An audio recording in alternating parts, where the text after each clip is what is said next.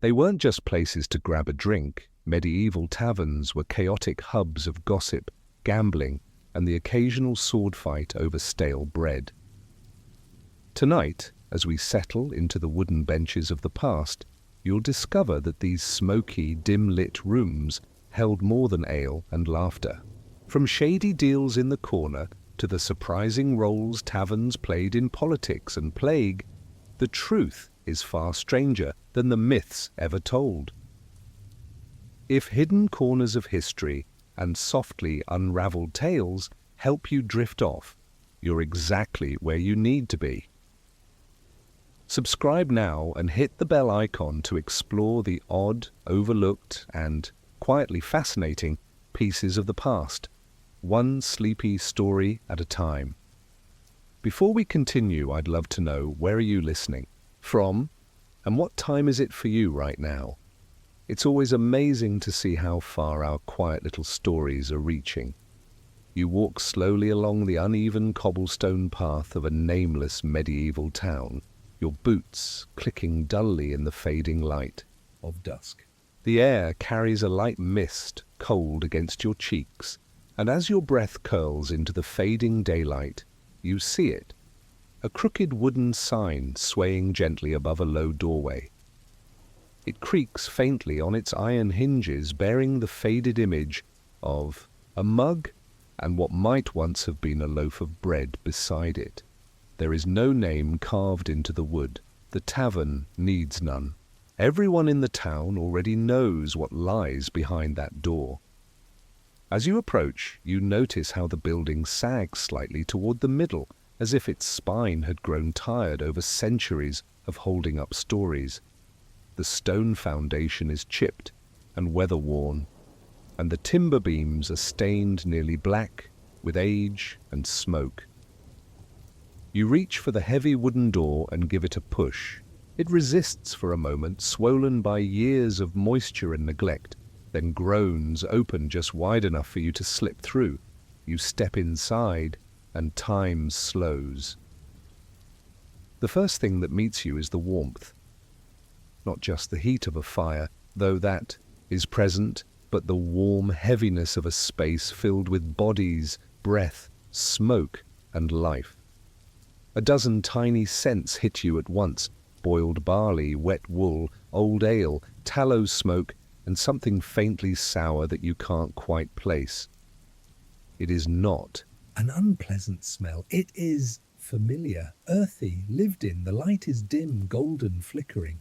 Candles line the thick wooden walls, their wax dripping slowly into blackened holders, while a hearth at the far end of the room sends out low flames and a steady heat that makes your skin tingle.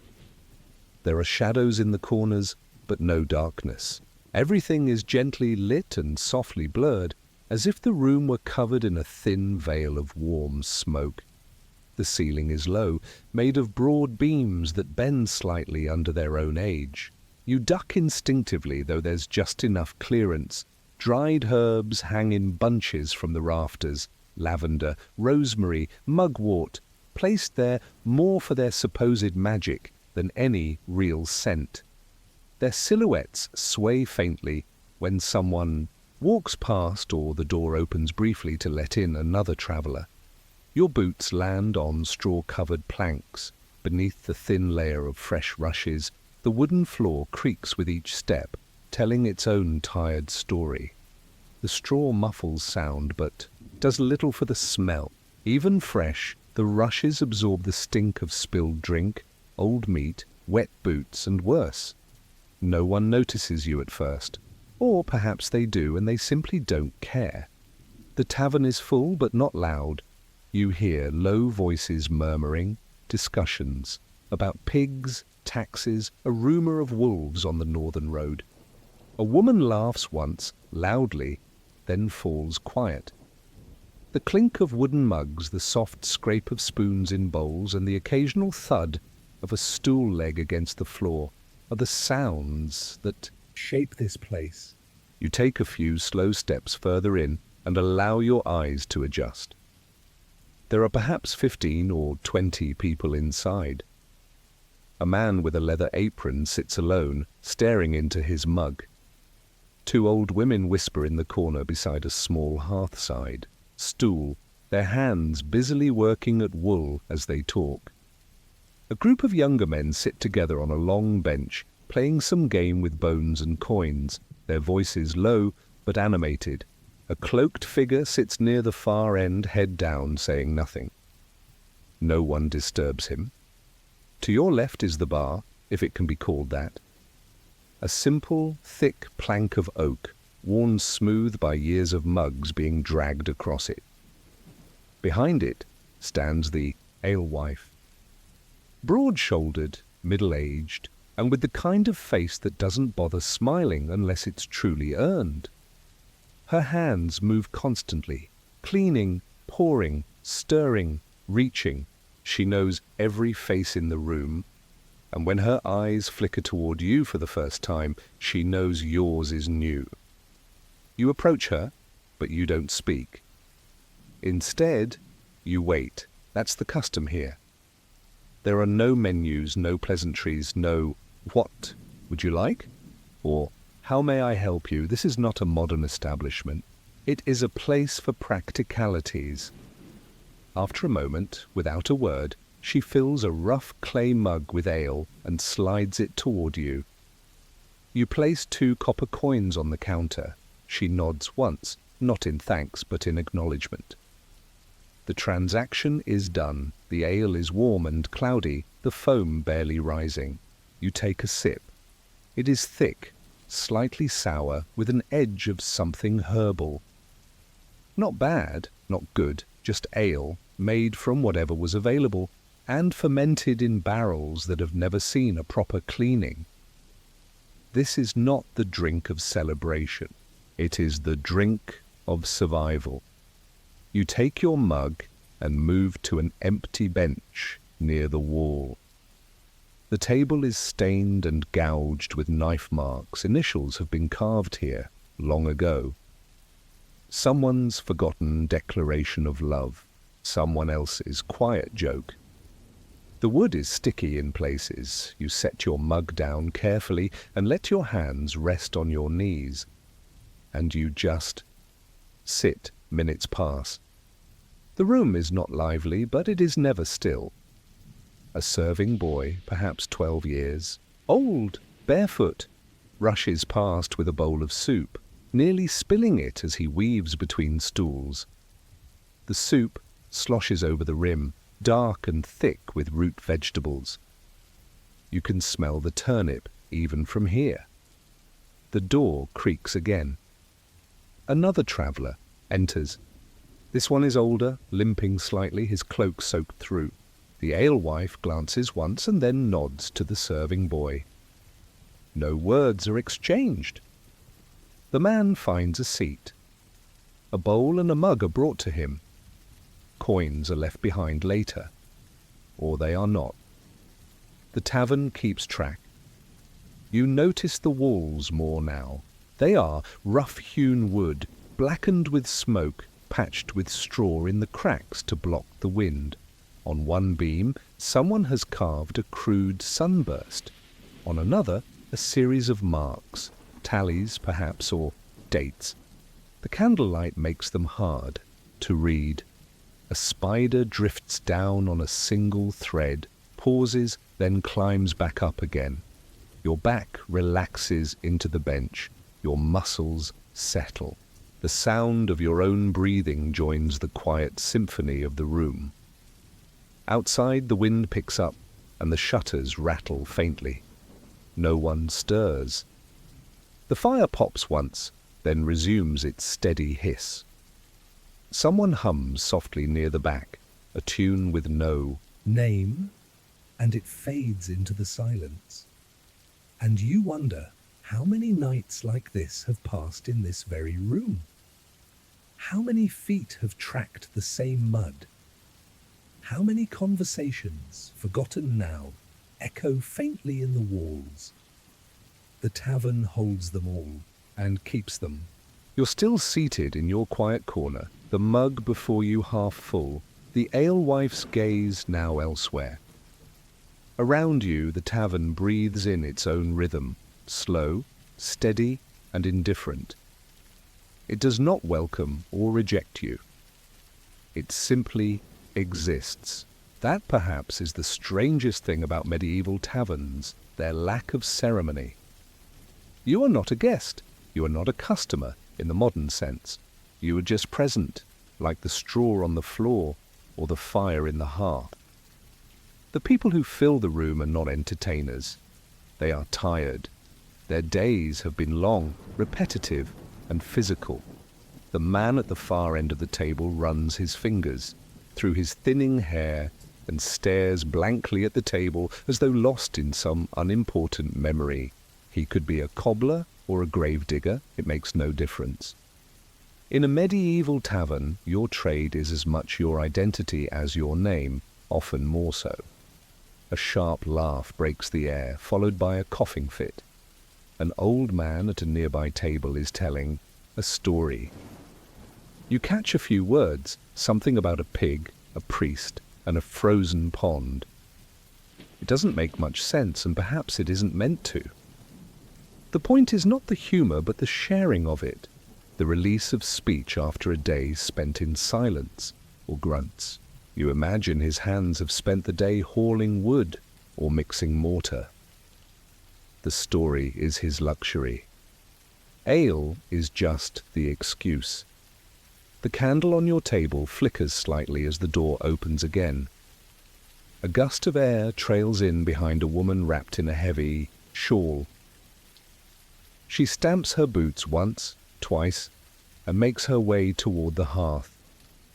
She doesn't look at anyone. No one greets her. And yet, the space shifts to accommodate her. A stool is nudged over by a silent gesture. The boy who sleeps near the fire curls tighter. She takes her seat.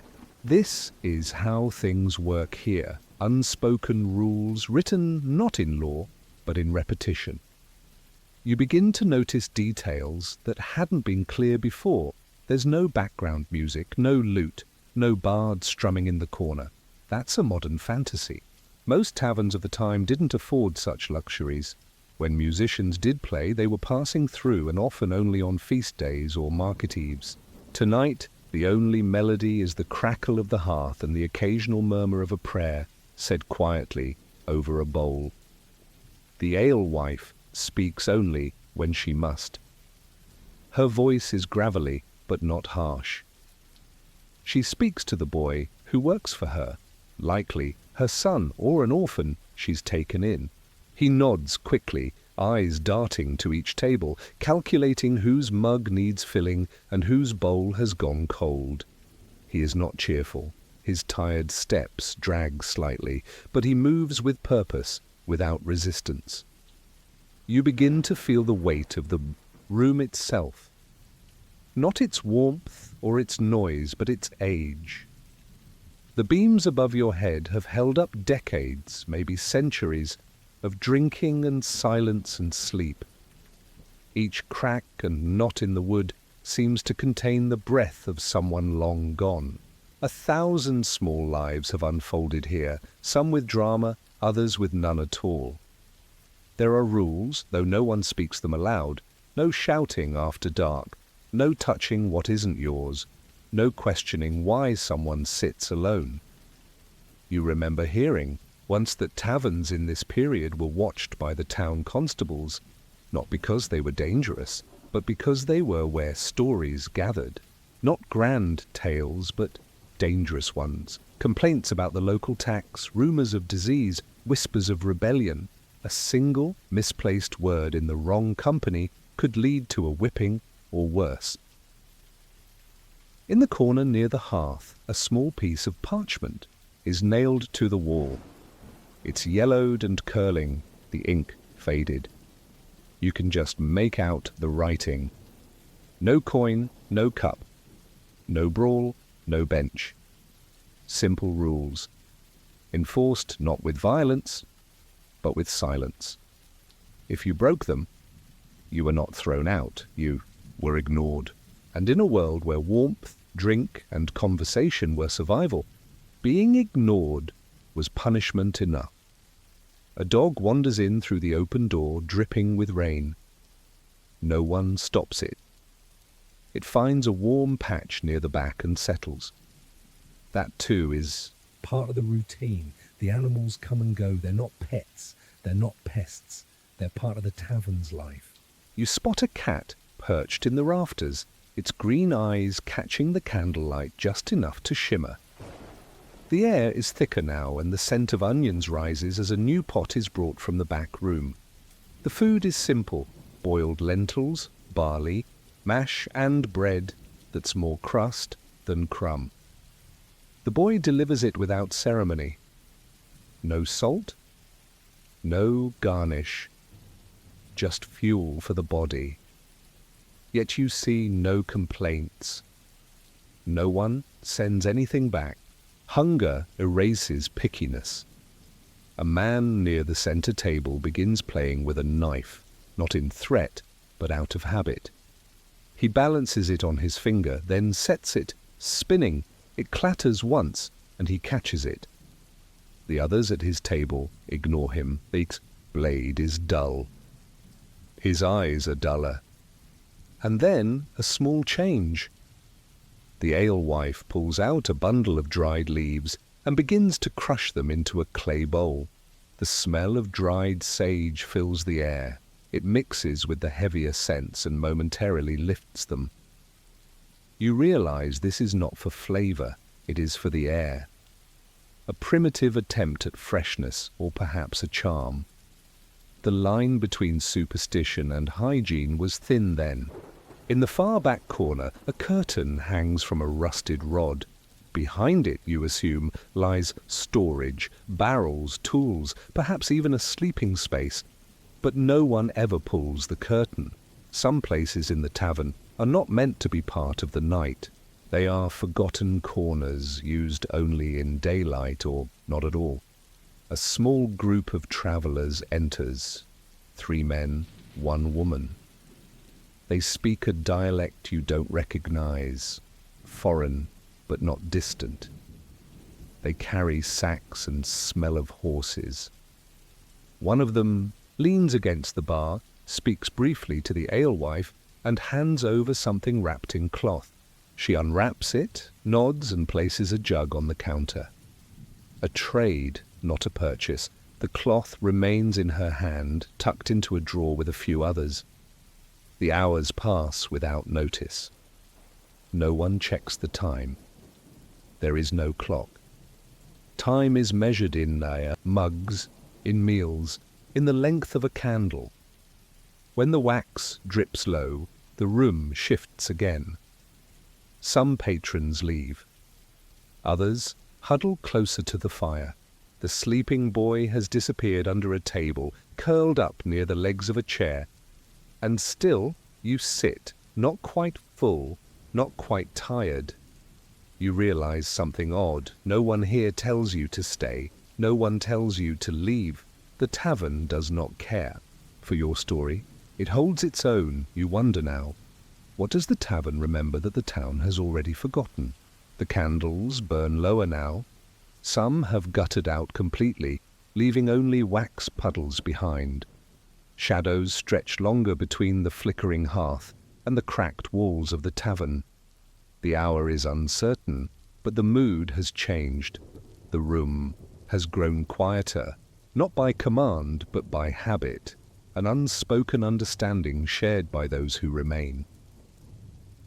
You haven't moved much, and yet the wooden bench beneath you feels different, warmer now, familiar. The mug before you is empty, the clay rim stained with what remains of the last swallow. You don't ask for more. At some point in a medieval tavern, refills stop being offered. Not because you're cut off, but because the alewife knows what too much ale leads to, and she's cleaned up enough messes in her life. The serving boy is gone, perhaps asleep in a corner, or beneath a blanket of old aprons and feed sacks in the back. Only the alewife remains behind. The bar now, her arms crossed, her posture firm despite the hour. She keeps one eye on the room, but her thoughts are elsewhere. She doesn't expect trouble, but she is prepared for it. Always. Only a handful of guests remain. One man snores gently, his head resting on folded arms. Another leans against the dirty wall, half listening to the wind howl through the shutter cracks. A woman near the hearth gently rocks a baby bundled in cloth. You hadn't noticed her before, which means she's either just arrived or simply blended in so seamlessly with the others that your eyes passed her over. That happens often in taverns like these. People become furniture. Furniture breathes, like people. The fire is lower now, but still alive. The embers glow red beneath a blackened log that hisses softly as it surrenders the last of its moisture. Occasionally, the crack of sap echoes softly across the room like a gentle punctuation, mark to the silence. The flames cast an amber light on the floor, where the rushes are thinning and the planks show through in places. Ash drifts in tiny flakes through the air, like sleep falling slowly over everything. There's no dramatic ending in places like this. No curtain falls, no song plays. Things simply slow. The business of drinking and murmuring and shuffling stops when it needs to, not because someone says so. The tavern winds down the way the body does, naturally, gradually, with every breath and every glance growing just a little bit longer, a little more distant. You look around and begin to notice the architecture not just as structure, but as memory. The wooden beams above are worn from centuries of smoke. They are not decorated or carved anymore. The old charms and scratched letters of protection have long since faded. But the grain of the wood tells a story. It has seen laughter, arguments, silence, cold nights, spring festivals, and long rainy seasons when no one came through the door for days. One of the old men remaining lifts his head and mutters a phrase, not to anyone in particular, a fragment of an old tale or maybe a name. No one responds, but it feels known, like a story that's been told too many times to be remembered clearly. The alewife finally moves from her post. She picks up a broom from behind the counter and begins to sweep, slowly, methodically. She starts in the far corner and works her way across the room, stirring up bits of straw, crumbs and ash. She doesn't ask anyone to leave. She doesn't raise her voice. The act of sweeping is a signal, polite but clear. The night is ending. Some of the guests respond immediately. One by one, they gather their things and shuffle out the door. No goodbyes, no nods. The door creaks open, lets in the cold, and creaks, shut behind them. Only a few remain now. You continue to sit, but you know your time is nearly up. You think back to what you've seen and what you haven't.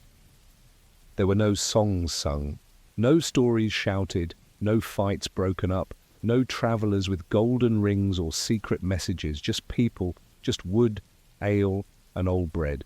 That's the truth of most taverns in the medieval world. They were not exciting, they were not romantic. They were real. And they were necessary.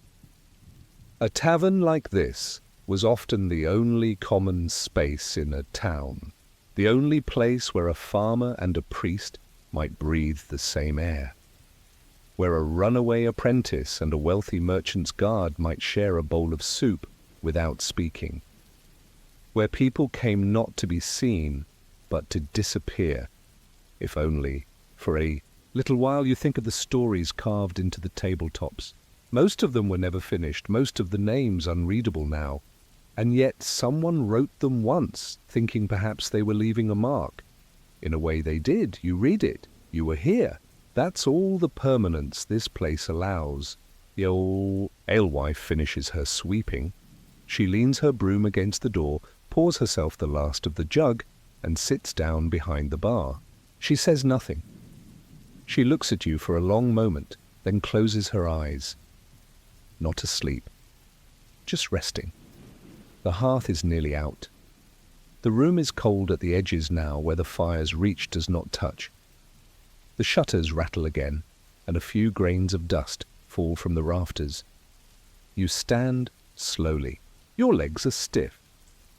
Your fingers leave faint impressions on the table as you press yourself up. You look back once, take in the dim shapes and soft colours, the faded red of a tunic sleeve, the brown curve of a wooden ladle, the gold gleam of an old coin someone forgot on the counter. You walk to the door and pause. The tavern is not magical. It does not thank you. It does not sigh or groan or whisper. It simply exists. And you wonder how many nights have ended just like this. How many footsteps have echoed across these planks in silence. How many strangers have left behind nothing but the fading warmth of a seat. And how many of them, like you, felt something here, even if they couldn't name it. You pull the door open. Cold air rushes in. The world outside is dark. You step through and the door closes behind you with one last tired creak. The tavern goes on. Before the door opens, before the hearth is lit, and before the first mug is raised in a sleepy medieval tavern, she is already awake. The alewife rises in the grey stillness of early morning, before the crows call, before the town stirs.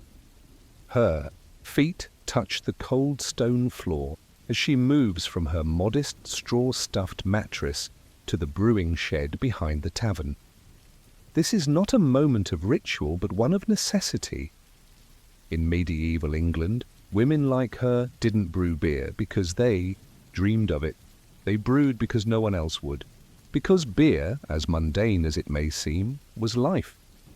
The brewing process began with hauling water, heavy, back-breaking, bucket-by-bucket water from the town well or nearby stream. It was cold, often muddy, and full of things that no one wanted to think about. But it would be boiled, it would be transformed, and that was enough to make it useful. The alewife's hands are already rough from years of this work. She checks the wooden vats, big, cracked things that have seen hundreds of brews. She stirs the malted barley, now soaking in warm water, and watches the bubbles rise. The smell is thick, earthy, somewhere between porridge and smoke. She will add herbs soon, not hops, not yet. Hops are for richer towns. She uses groot, a mix of heather, yarrow, sometimes rosemary if she has extra. It flavours the ale, masks the bitterness, and keeps the worst of the bacteria at bay. The fire beneath the kettle is stoked with damp wood and old scraps. She doesn't mind the smoke, it keeps the flies away. Brewing is only half the work. The other half is preparing the tavern itself. She moves back inside, rolls up the shutters, and opens the hearth. Ash from the previous night is still warm. She adds kindling and breathes gently, coaxing flame from ember. In this moment, her tavern is not yet a place of noise or rest. It is just a cold, dark room that smells faintly of yeast and spilled soup. She sweeps the rushes from the floor, tossing them into a pile to be burned later, and lays down new ones. Clean, fresh rushes brought in bundles from the marshes nearby. They crinkle underfoot and carry the faint scent of green rot. Still, they are cleaner than the planks beneath. By the time the sun rises over the rooftops, her work is only halfway done. The ale, still warm in the barrels, will sit for another few hours to settle.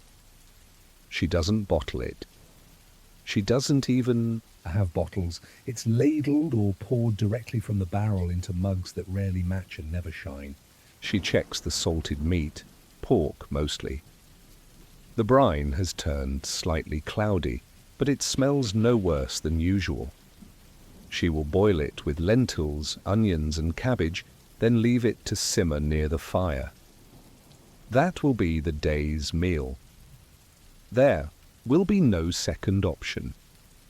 Now the first customers begin to arrive, not guests, not exactly, but tradesmen who know she opens early and don't ask for anything she doesn't have.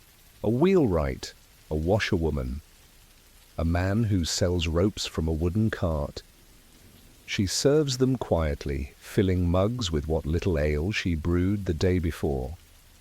They sit in silence, sometimes speaking, sometimes not. There is no performance here. The alewife is not a smiling hostess. She is a tradeswoman, and she works hard for every coin that hits her counter. Most people think of taverns as places to relax, but for her, there is no such moment. The space must be watched, the barrels must be rotated, the fire must be tended. If someone breaks a stool or knocks over a jug, it is she who repairs or replaces it.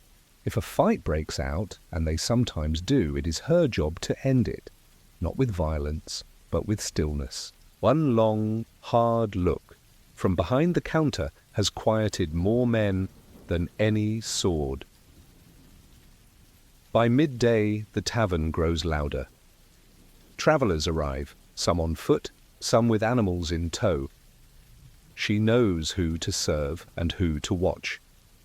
Her eyes scan the floor for muddy boots and coin purses. She knows how to spot the ones who won't pay, and she's not above refusing them.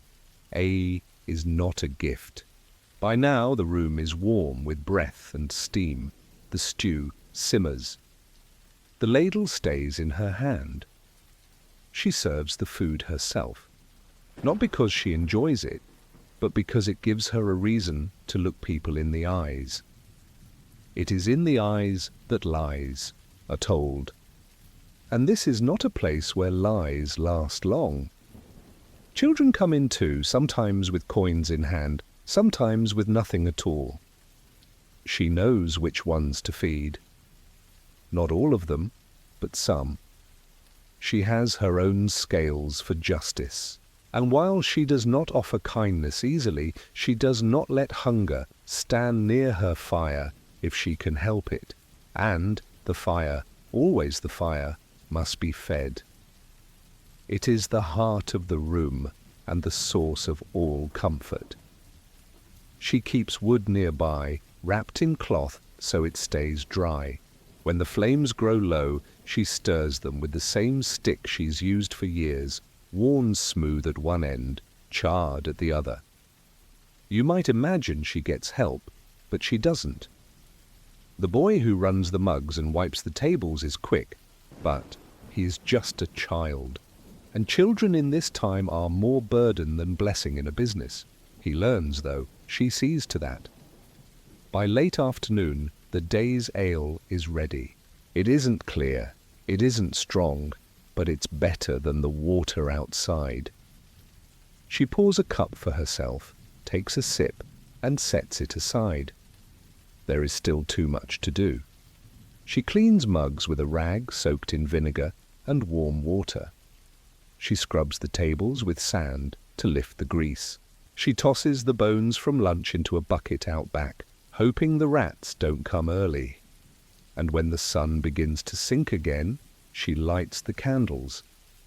Not all of them. Candles cost money, just enough to show the walls and shadows. And slowly, the tavern becomes what others expect it to be.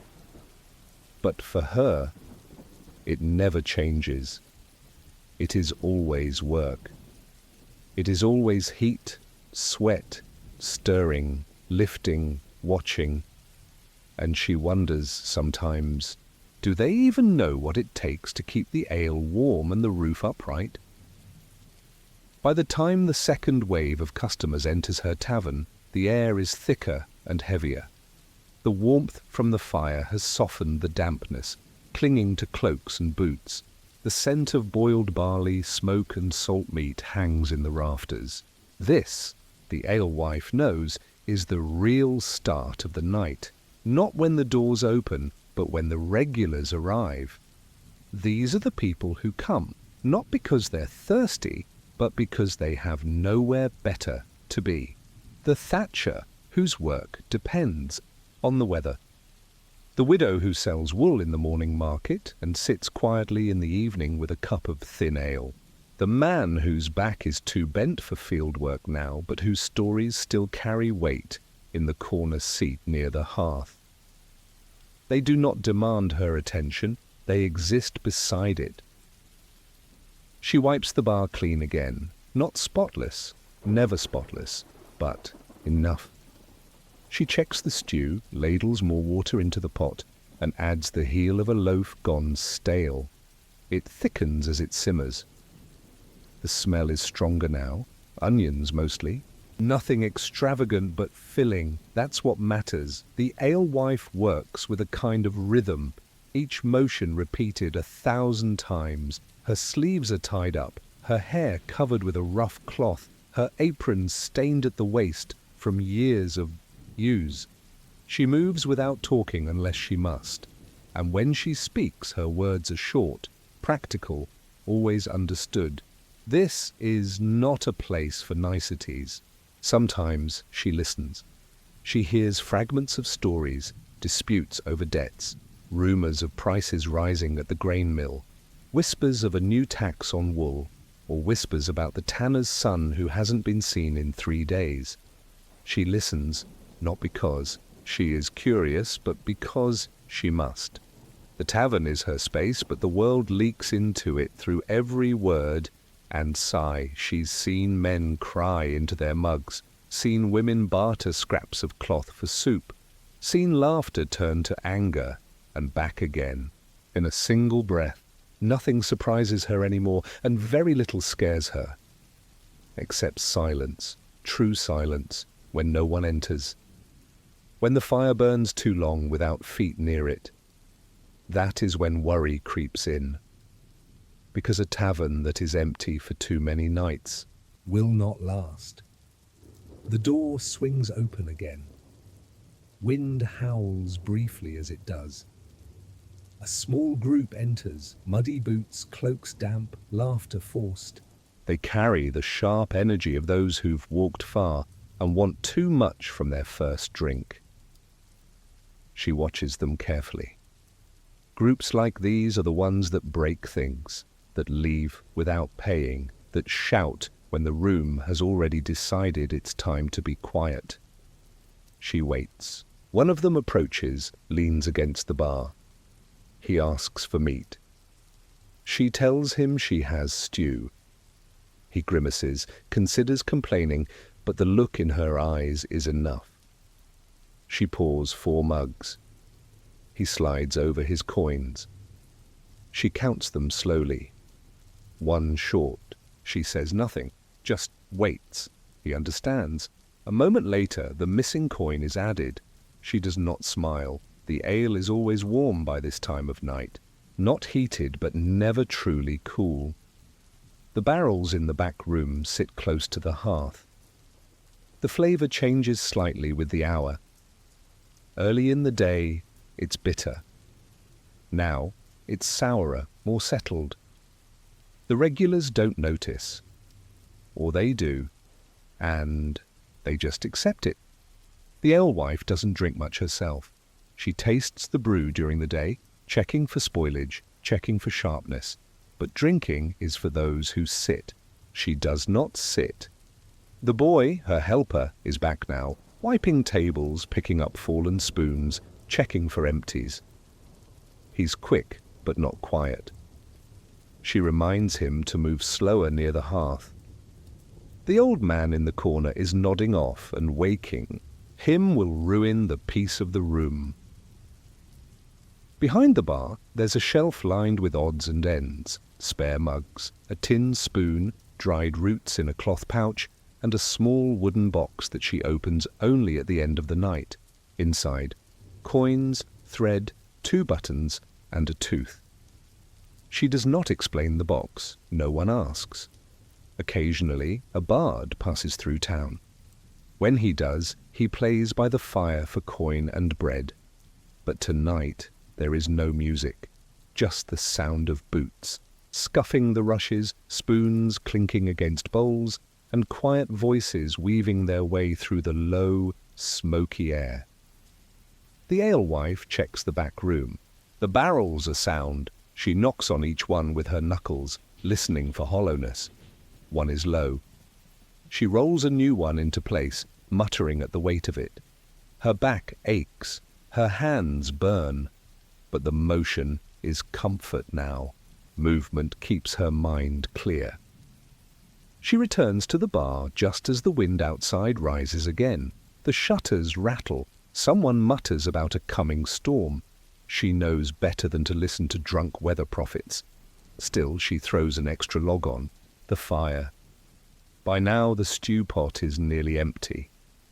She scrapes the last of it into a bowl and gives it to a boy with coins wrapped in a cloth. He thanks her. She does not respond. She doesn't need to. It is later now. The group of travellers has quieted. 2 have left. One remains by the hearth, sipping slowly, eyes closed. The room breathes slower again. The alewife wipes her hands on her apron and leans against the counter just for a moment. She thinks, as she does each night, about the women before her. Her mother, who brewed in the back garden. Her aunt, who ran a tavern near the bridge and died during the frost winter. Her older sister, who ran off with a trader and never sent word. She thinks about how many women hold the town together without anyone saying it aloud, and she wonders, how many mugs have passed through these hands? How many barrels has she lifted that no one remembered the next day? And will anyone notice when she's no longer the one behind the fire? The night creeps on slower now, stretching itself across, the wooden beams and fading firelight like a worn woolen blanket. The alewife stands behind the counter, arms crossed, her eyes fixed on nothing in particular. The tavern is nearly still. The rushes on the floor no longer rustle. The stools have stopped scraping. Conversation has quieted to a murmur, then to silence. Only the fire speaks, cracking softly, its voice low and sleepy. The last guests are those who know not to stay too long, yet don't want to leave. The old man by the hearth has drifted off entirely, his head bowed over his chest. A woman near. The corner pulls her shawl tighter, watching the embers as if waiting for them to say something. And in the far back, a man turns his mug in slow circles, lost in thought. The ale is nearly gone, the stew is long finished, but no one asks for more. The alewife moves without hurry. She begins clearing the empty mugs, some with only foam left, others untouched since they were poured. She doesn't question why. She never does. Some drink to forget. Others come only for the warmth, for the flicker of the fire and the nearness of other bodies. A tavern offers both. As she gathers the last few bowls, she glances at the floor. A few pieces of bread crust, a snapped spoon handle, a drop of wax hardened beside a boot print. All will be cleaned in the morning. Not now. Now is for letting. The room exhale. The boy has already curled up near the door. He's used a spare sack as a blanket, his face barely visible. She doesn't wake him. He'll rise early enough. She sits. For the first time since before the sun came up, she lowers herself onto the stool behind the bar. Her body protests. The ache is dull but deep. It's the kind of pain that no longer signals injury, only age and repetition. Her hands are calloused, her shoulders tight. Her legs hum with fatigue. She watches the fire and lets the weight of the day rest on her back. The alewife has no ledger, no written record of sales, but she knows what she served. She knows who paid and who didn't. She knows who left 2 extra coins beside the bowl and who stayed longer than they should have. She knows the names of the silent men and the stories of the quiet women, not because they told her, but because she listened, between the lines of their requests, between the silences in their evenings. She stands once more, just to close the shutters. Outside, the wind has calmed, the town is asleep. The streets are empty. The dogs have gone still. Only the tavern remains awake, barely, like the last thought before sleep. She takes a cup for herself, pours what little ale remains. She doesn't drink it right away. She holds it in both hands and breathes in the familiar scent, grain and smoke and the faint edge of bitter herbs. She leans her elbows on the counter and stares into the mug. There is no one left now, just her. This space, in this moment, belongs to her entirely. No laughter, no arguments, no footsteps, no voices, just the walls, the wood, the coals in the hearth, and the shadows in the corners. And still she doesn't smile. She sips once. The ale is flat and warm, but she swallows it like it's precious, because it is. It represents every step, every stir, every lifted bucket, and every quiet decision made across the span of the day. This mug is not for company. It is for survival. The fire dims further, reduced now to glowing logs and a bed of ash. The room grows cooler, and the light softens to something like moonlight. Dust floats gently in the air. Her breath is visible for a moment in the chill. She sets the mug down and rubs her hands together. One by one she snuffs the candles. First those on the far wall, then the one near the door, then the 2 behind the bar. The only light remaining is from the hearth, fading slowly. She kneels, presses the door latch quietly, and checks that it's secure. Then she walks the room one last time. She looks over each table, each bench, each corner where someone sat and said something that didn't matter, or perhaps mattered more than they knew. She picks up a dropped scarf, folds it neatly, and places it behind the bar. She adjusts a stool. She places a piece of firewood near the hearth for morning, and then she stops. She stands in the middle of the room, hands on her hips, eyes scanning the place, not for dirt or mess or broken things, but for presence. She inhales deeply. The smell is still there. Barley, onions, tallow, wood smoke. Her tavern. And she wonders, when she is gone, who will do this? Who will know how long to boil the grain? Who will understand the look in a customer's eyes when he needs another mug, but can't ask for it? Who will remember the right mix of herbs to stretch the ale one more barrel longer? And more than that, who will care? She walks back to her stool, wraps a wool shawl around her shoulders, and sits.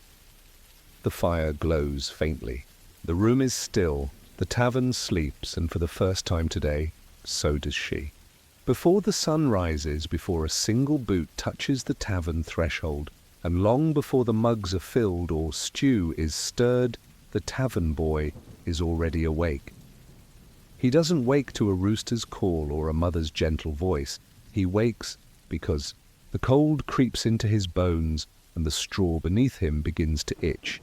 His blanket is a folded sack. His mattress is a patch of hard floor tucked behind the kitchen hearth. He's small enough to fit between the barrels and the soot-darkened wall, but not small enough to sleep through the noise when the alewife stirs. She doesn't say good morning. She just hands him a bucket and points toward the door. That's how every day begins. His first task is water. Always water. The tavern needs water for brewing, for soup, for cleaning, for sloshing out the messes that no one sees at night but everyone steps over in the morning. He trudges through the back alley, past the slop pile and the pile of wood that's never quite dry. His boots are too big, hand-me-downs from a cousin or a stranger, and they slap against his heels with every step. The well isn't far, but it's always busy. Other boys and women and servants line up with their buckets and jugs, their breath hanging in the morning air like smoke. No one talks much. It's too early, and their arms already ache from what's ahead. When it's finally his turn, he lowers the rope hand over hand, his palms burning with the chill. The bucket hits water with a splash that echoes down the stone walls. He hauls it up, hand over hand, leaning back with his full weight. Water sloshes out before he even turns to walk back. By the time he reaches the tavern again, his tunic is soaked and the bucket is lighter than it should be. He says nothing. Inside, the alewife is already heating the fire. She nods once, and he sets the bucket down beside the hearth. Next is wood. He carries it in piece by piece from the back pile. The logs are damp. They hiss and sputter when added to the fire, but they catch eventually. He stacks the extras neatly beside the hearth. The warmth slowly returns to his fingers. Then comes the floor. The tavern floor, layered with straw and rushes, collects everything that feet bring in and mouths spit out. Bones from last night's stew. A dropped coin. A cracked mug. He moves along the planks with a hooked stick, pulling out the worst of it, scraping the filth into a wooden tray. He doesn't think about what's in it. He just moves it to the back door and dumps it with the rest. Then he scatters fresh rushes. They smell green like marsh water. Better than what came before, though not by much. The alewife calls for help in the back. There are pots to scrub, iron, ones with a year's worth of soot on the bottoms, and yesterday's stew, dried like glue inside. He uses sand and cold water, scrubbing with a torn cloth until his wrists ache. The steam rises in little puffs around his hands. Then the mugs. They're mismatched and rough, some are chipped, none are clean. He wipes them out with the same cloth, rinses them with vinegar water when available, and lines them up on the shelf with the smallest ones in front. He knows which ones wobble when set down. He knows which ones spill. He knows to hand those only to the men who are too drunk to notice. By mid-morning, the first customers arrive. He doesn't speak to them. He just watches. When a mug is empty, he takes it. When someone spills, he wipes it. When the alewife snaps her fingers, he runs to fetch bread from the back room, a bucket of water, a cloth for the bar, whatever she needs. Sometimes she sends him out again, to the baker for yesterday's loaves, to the butcher for bones, to the herb seller's stoop for a pouch of dried onions. She gives him a coin, sometimes two, and looks him in the eye. No tricks, no extra steps, no excuses. He runs, always, not because he likes to, but because slow boys don't keep their work long. By noon, the tavern is full, and so is his list of chores. He scrapes plates into the bucket, rinses spoons, pours leftover ale into the slop jug. He dodges feet and elbows and spilled stew. He's stepped on 3 times. Once, someone swats him with a walking stick. He says nothing. The stew is hot and thick by now, and he helps ladle it into bowls. The alewife tastes each batch before it leaves the pot. She doesn't tell him what she looks for. He just watches and tries to guess. Occasionally, she lets him eat, usually the scraps, sometimes the heel of bread soaked in broth. He eats fast before someone else needs him. He doesn't know how long he's been working. The light changes, slowly. The angle of the sun through the tavern windows begins to lower, and the air shifts. The fire smells stronger, the voices rise and fall like waves, and still he works. He is not thanked, he is not noticed, but the tavern does not run without him. And he wonders, when he grows taller, will he still sleep by the hearth? Will he still be the boy with the bucket and the broom? Or will there come a day when someone else wears the apron and he pours the ale? The sun has begun its slow descent behind the rooftops, but inside the tavern, the day is still young, or so it feels. This is the time when noise thickens, and with it, the boy's work becomes harder. Not because it is physically heavier, but because everything now must move faster. The room has filled. Boots crowd beneath tables, mugs clatter more frequently, voices overlap and spill over one another, laughter erupts in one corner and is quickly followed by a cough from the hearth. The space itself begins to sway with activity like a pot bubbling too close to its edge. The boy moves quickly, head low, shoulders hunched, not from cold, but from habit. He darts between legs, past elbows, around spilled ale and muddy footprints. His hands are always full, a rag in one, a chipped bowl in the other. He wipes without being asked. He carries plates before the alewife has to point. He learns to read the room, not with his ears, but with his eyes. The man near the stairs is going to drop his mug. He always does after the third round. The woman by the window always leaves half her bread behind. The group in the corner, 3 merchants and a nervous apprentice, don't tip, but they do complain. The boy has learned to bring them the better spoons and to avoid eye contact. There's a rhythm to it all, fast, frantic, exhausting, but with a kind of order. The boy doesn't question it, he just keeps moving. The back room, where the barrels sit in the dark, is cool and damp. He likes it there, if only for the silence.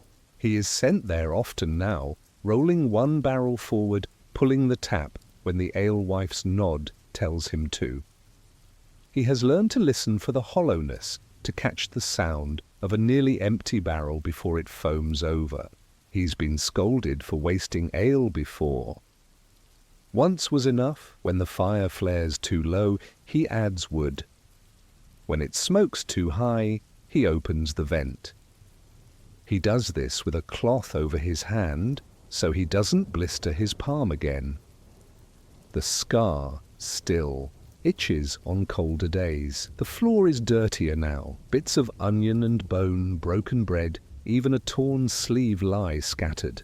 He doesn't clean it yet. That comes later. Right now it would be pointless, like sweeping rainwater in a storm. His back aches. His hands are raw. His knees knock slightly when he crouches, and his eyes sting from smoke and steam. He wants to rest. But he doesn't ask. The alewife notices, even if she doesn't show it. She slides him a small piece of apple, soft, slightly brown, but sweet. He eats it quickly behind the bar while no one is looking. A man at the bar spills his stew. Not a lot, just enough to make a mess. The boy fetches a fresh cloth, bends down and wipes slowly, then drags a fresh rush from the basket and scatters it over the wet patch. The man doesn't say thank you, the boy doesn't expect him to. A dog has wandered in, it smells like the alley and shakes itself beside the hearth, sending flecks of mud across the floor. The boy sighs, fetches another cloth and starts wiping. The dog curls up and sleeps. One of the stools wobbles. The boy places a flat stone beneath the shortest leg. A traveller nods, satisfied.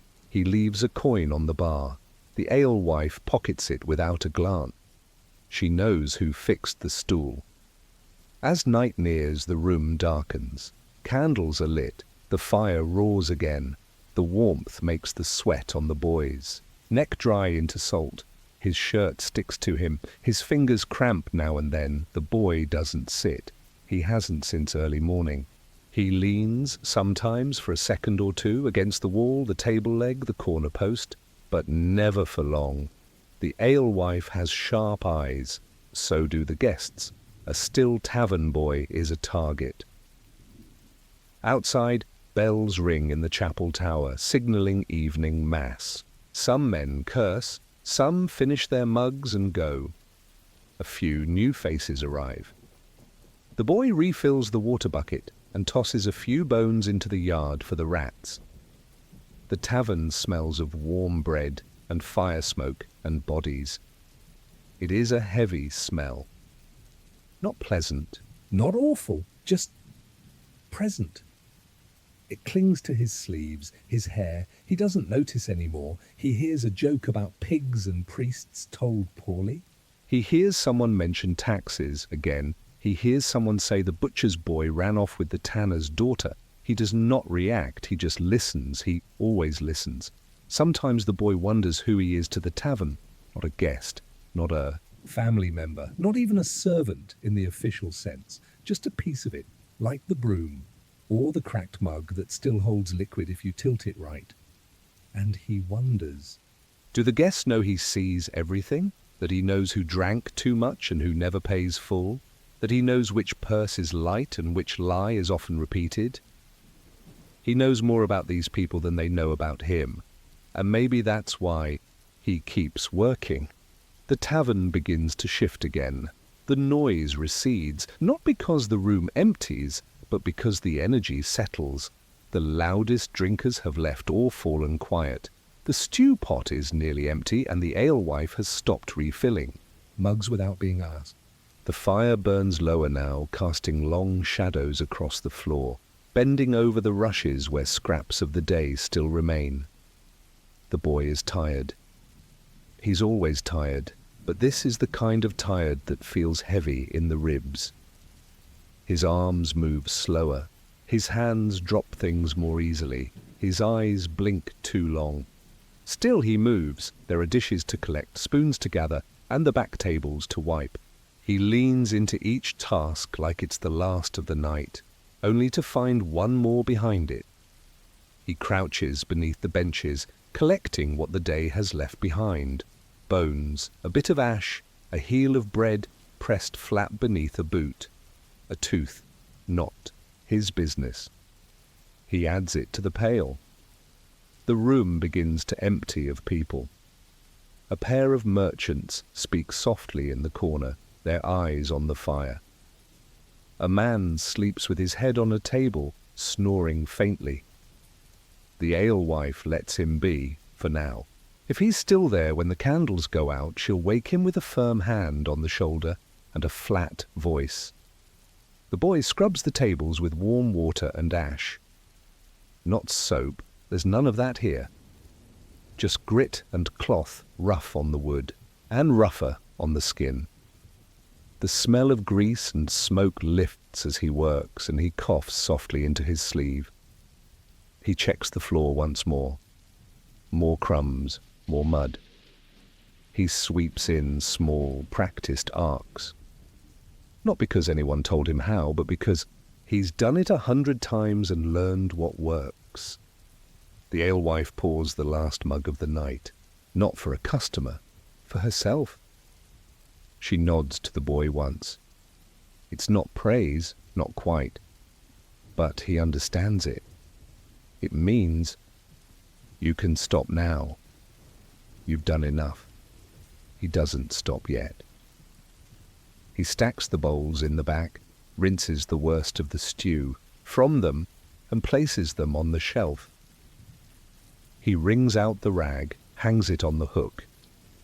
He wipes the bar with slow, even strokes. He checks the fire one more time, feeding it one last thin log. And then, finally, he sits. Not at a table, not on a stool. Just beside the hearth on the floor, where the bricks are warm and the light is soft. He pulls his knees to his chest and leans his head against the wall. The noise in his ears slowly fades. The pain in his legs doesn't. The alewife says nothing. She moves past him, gathers a few things, then disappears into the back room. The door creaks once, then closes. He is alone now. Not in the world, but in this moment. The tavern breathes around him, quiet, still, and somehow grateful. The smells of the day still linger. The fire glows like a sleepy eye. He thinks about tomorrow. He will rise before the sun. He will fetch the water, lay the rushes, scrub the way, pans, serve the mugs, hear the same complaints, the same stories, the same laughter. He does not dread it, because in this place he has a place. No one calls him by name very often. No one thanks him, but the tavern knows him. The walls have watched him grow taller by inches. The stools remember his knees. The floor knows the weight of his steps. He doesn't dream of leaving, not really, because he's never imagined a world without this work. It's not just survival, it's identity. He closes his eyes just for a moment, and in that moment, he wonders, will anyone know years from now how much of this place he held up with his hands? Will the next boy sweep the same spot? Wipe the same table? Will he remember that the third mug from the left always leaks and the last step to the cellar groans if you don't step just right? And most of all, will the tavern remember him, the way he remembers every inch of it? He doesn't.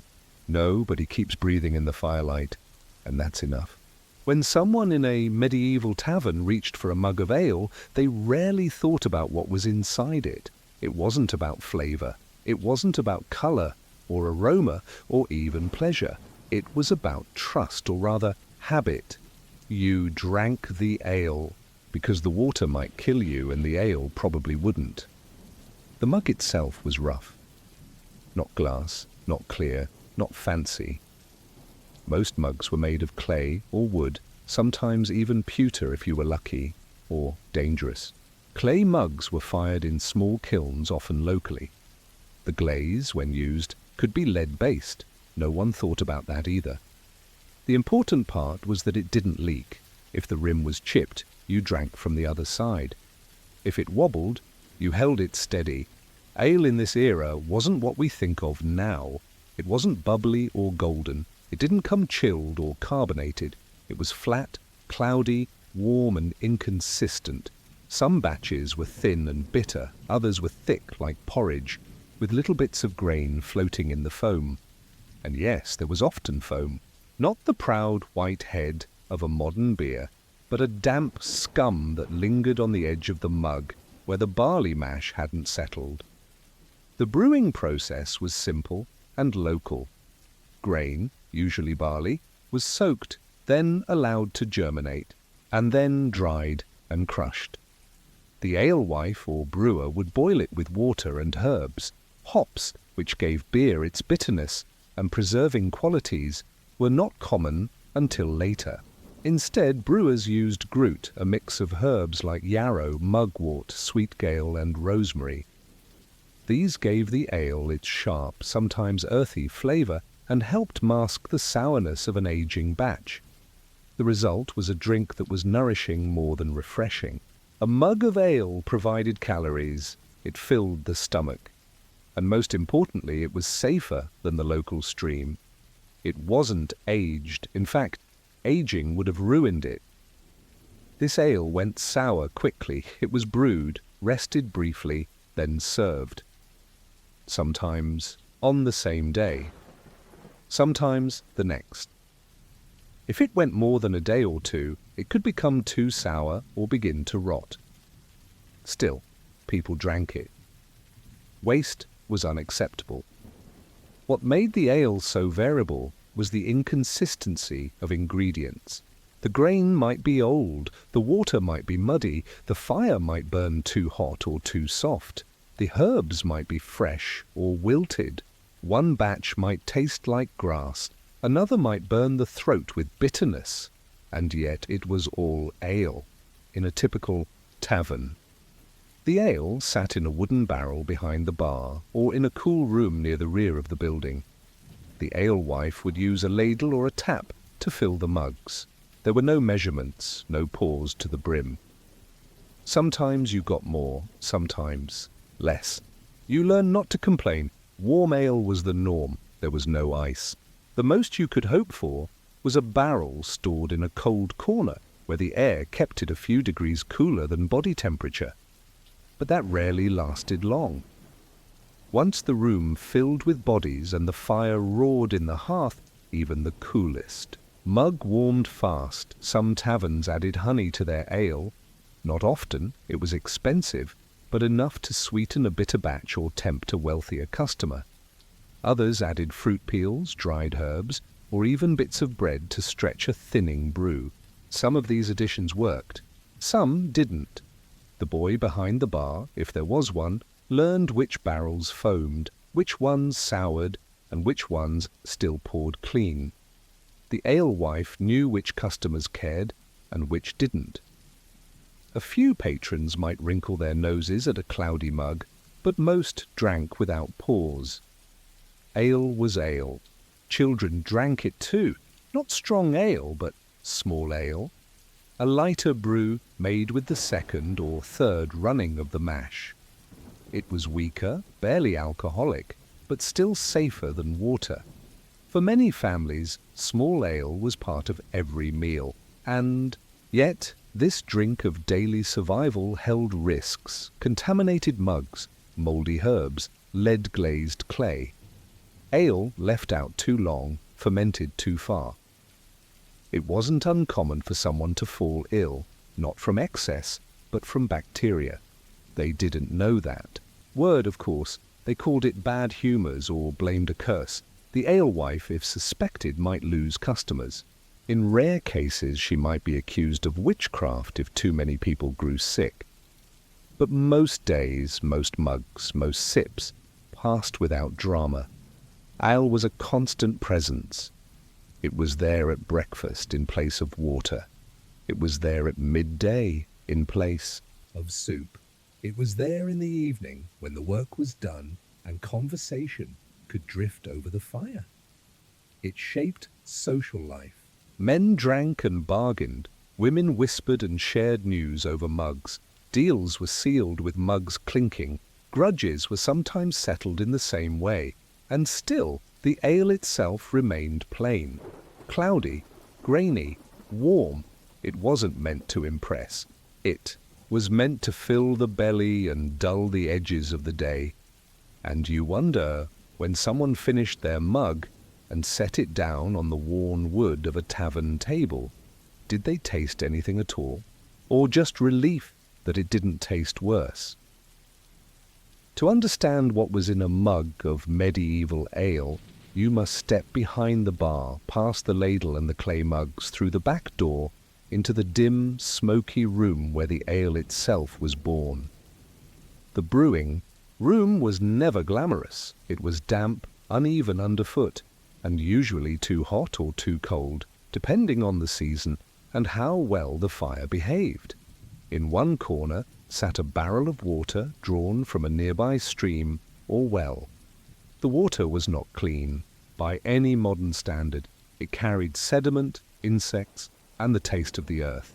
But once boiled, once transformed into ale, it became something drinkable, something useful. Next to the water stood the grain. Barley, in most places, though wheat or oats, was sometimes used in poor years. The grain had been malted, a process that involved soaking it, letting it germinate just slightly, then drying it in low, smoky heat to stop the process. This left sugars in the grain, which the yeast would later feed on to create alcohol. But there were no thermometers here, no steel tanks, no sterile tools. The alewife worked by instinct, by memory, by smell and texture. The crushed malted grain was mixed with hot water in a large wooden vat. She stirred it with a thick wooden paddle, watching the mixture slowly thicken into something between porridge and soup. This was the mash. As she stirred, the smell filled the air. Warm, sweet, A little grassy, it was the smell of coming nourishment. Once the grain had steeped long enough, she drained off the liquid. This liquid, called wort, was the base of ale. She collected it in a second vat. The grain itself, now soggy and heavy, might be used again for a weaker batch of small ale, or given to pigs. Then came the herbs. In wealthier towns, hops were beginning to spread. They had a preserving effect, adding bitterness and allowing ale to last longer without spoiling. But in smaller villages and common taverns, Groot was still king. Gruit was a wordless recipe, changing from place to place. It might include yarrow, sweet gale, mugwort, nettles, rosemary, or even sage. These herbs were believed to offer protection, spiritual and physical. They also helped flavour the ale, which could taste flat or sour without them. The alewife boiled the wort with the herbs, in a large cauldron, usually over an open fire. She stirred often, sometimes too often. Boiling could be uneven and fires unreliable. If the cauldron was old, and it usually was, it might have scorch marks along the rim and a thick crust at the bottom. No one scraped it clean. That crust was flavour or at least familiarity. After the boil, the wort was cooled in shallow troughs. It had to come down to a manageable temperature, though again there were no thermometers, only fingertips and breath. Too hot, and the yeast would die. Too cool, and it would never ferment. The yeast itself was a mystery. Sometimes it came from the air. Sometimes from the walls of the barrels or the inside of an old spoon. Sometimes from a wooden stick passed down through generations, never scrubbed, always seasoned. The alewife did not speak of yeast. She called it magic or luck or just the brewing, but she knew what signs to look for. Tiny bubbles, a sour smell, a slow rising in the barrel. Life, invisible and potent. Fermentation took time, not weeks, just a day or two. Enough for the sugars to turn to alcohol, enough for the liquid to gain its bite. Then it was time to serve. There were no bottles, no corks, just barrels and ladles. The ale was thick and warm. If it sat too long, it went sour. If it went sour, it still might be sold, just with a warning, and every step of the process was vulnerable. If the water was too dirty, someone could fall ill. If the herbs were mouldy, the flavour could turn. If the yeast failed, the whole barrel would go flat. And yet it continued, brew after brew, mug after mug. The alewife was never idle. Between boiling, serving, and watching the room, she tasted her own work, often not to enjoy, but to test. She knew the signs of a turning batch. She knew when to add more herbs, when to call it done, when to water it down and call it small. Sometimes a customer would complain. Too bitter, they'd say, or too thin. She would shrug. Tomorrow's would be different. That was understood. Ale wasn't consistent. It was alive. No two mugs ever tasted the same. Some batches gave headaches. Some settled the stomach. Some went down easy. Others were chewed more than swallowed. And still, every night, the mugs filled. People drank. They wiped the foam from their lips with the back of their hands. They nodded, in satisfaction or grimaced quietly, but they drank. Because ale was not luxury, it was survival, and as the barrels emptied and the ladles scraped the bottom, the alewife would already be thinking about the next brew, what grain to use, what herbs to pick, whether the well was running muddy this week, whether to risk using the smoky wood from the back of the shed, whether this next batch would keep her business breathing for another few days. She stood behind her counter, sleeves rolled up, eyes steady, hands stained with smoke and mash, and she wondered, Would anyone ever ask what went into the mug they emptied so easily?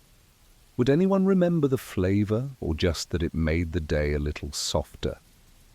The tavern is quieter now. Most of the day's mugs have been drained, their rims still damp on. The wood.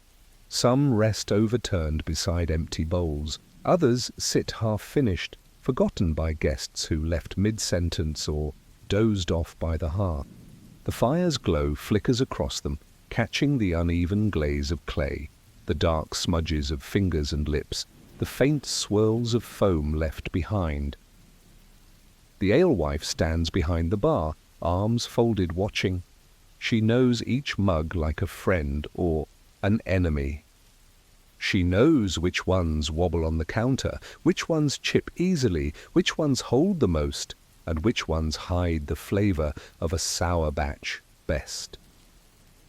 Her hands have carried them all, rinsed them in vinegar water, wiped them dry on her apron, and passed them to farmers, travellers, widows, beggars, and tacksmen. And every mug she fills is slightly different, even when drawn from the same barrel. That is the truth of ale. It changes with the hour, with the temperature of the room, with the pace of the day. Ale from a fresh barrel poured in the afternoon might taste almost clean, slightly sweet, mellow, herbal, but that same barrel 2 hours later, when the fire has heated the room and dozens of mouths have passed over it, becomes heavier, more bitter, more sour. And when the dregs are poured, they're thick with grain dust and floating fragments of herbs. The alewife knows this. She does not apologize for it. The ale is what it is, a living thing, and no one in the tavern expects perfection. They only expect enough. Some patrons sip slowly, savouring what they can. Others drink quickly, chasing a numbness that will help them sleep on straw or face tomorrow's debts. Some spit after the first sip and still finish the mug. Others drink half and leave the rest behind, letting it cool and settle and forget them. The tavern boy collects the empties. He does not ask if they're done. He just takes them, rinses them, and stacks them beside the next row. He has learned that a full mug means comfort, but an empty mug tells the real story. Who stayed longest? Who left early? Who couldn't finish? He sees the marks they'd leave behind, the fingerprints in the clay, the scrape of a ring on the rim, the puddle on the bench. Occasionally someone asks what's in the ale. The alewife offers the same answer every time. Barley, water, herbs. It's not a lie, but it's not the whole truth. Because in that mug is more than ingredients. There is labour. There is chance. There is memory. There is illness, sometimes, and comfort too. There is fire and chill and patience.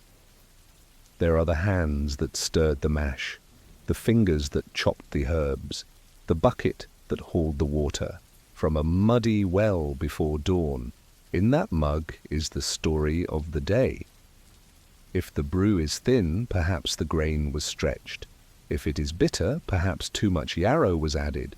If it is thick and sour, perhaps the barrel is old or the fire too hot. When it boiled, no one complains aloud, not truly. Because to complain about ale is to complain about life itself. And that is a habit best avoided in places like this. And still, they drink. Because the ale steadies the hands. It eases the stiffness in joints. It fills the space between silence and conversation. It makes the tavern glow a little warmer and the hearth hum a little softer. It reminds you that even if the day was hard, the mug is full, for now. And when the alewife leans back and looks over her tavern, she sees more than empty cups. She sees mouths fed, thirsts quenched, coins gathered, a roof held up for one more. Night, and she wonders how many lives has this ale passed through.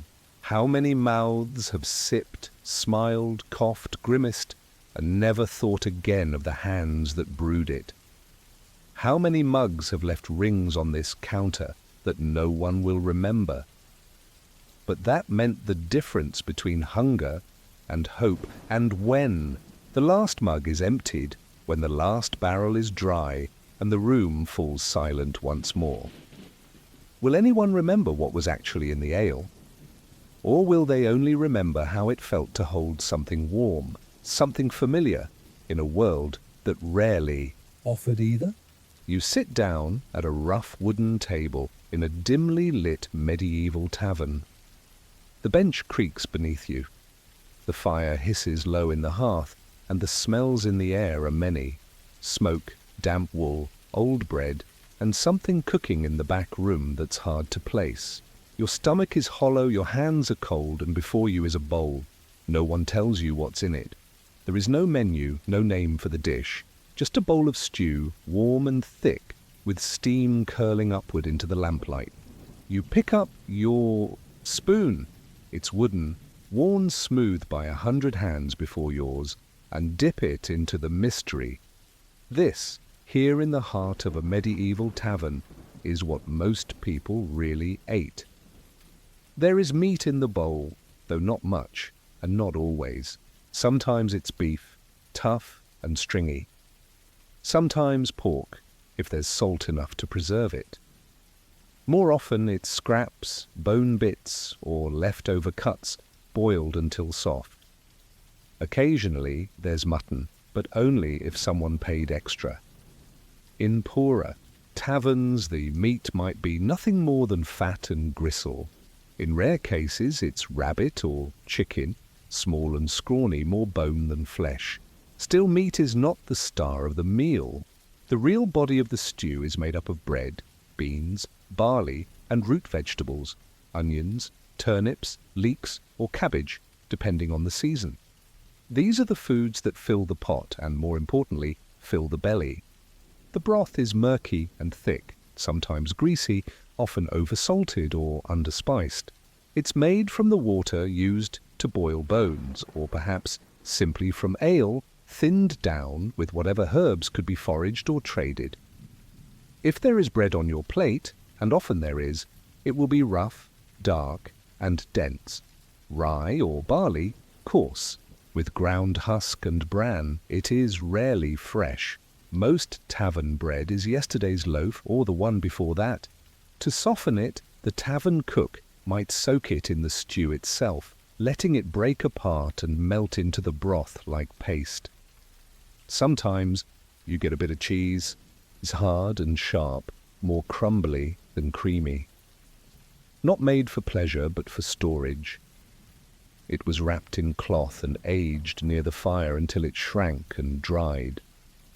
When it appears on your plate, it is a luxury. No one wastes it. There are no forks, only spoons, knives, and hands. You eat slowly, not because it is polite, but because that's how the body makes the most of what little it has. Each bite is warm, and though the flavors are simple, the heat itself is a comfort. This is not feast food, this is fuel. The stew varies from tavern to tavern, town to town. Some add lentils, some add vinegar or wild herbs, others toss in dried apples or prune scraps for sweetness. In fishing towns you might find herring or eel in the bowl. Inland, it's likely beans or barley thickened with suet. The recipe changes with the season, the weather, and what the alewife managed to trade that morning. No two bowls are ever quite the same, but they all have one thing in common: survival. For most patrons, the tavern meal is the only hot dish they'll eat that day.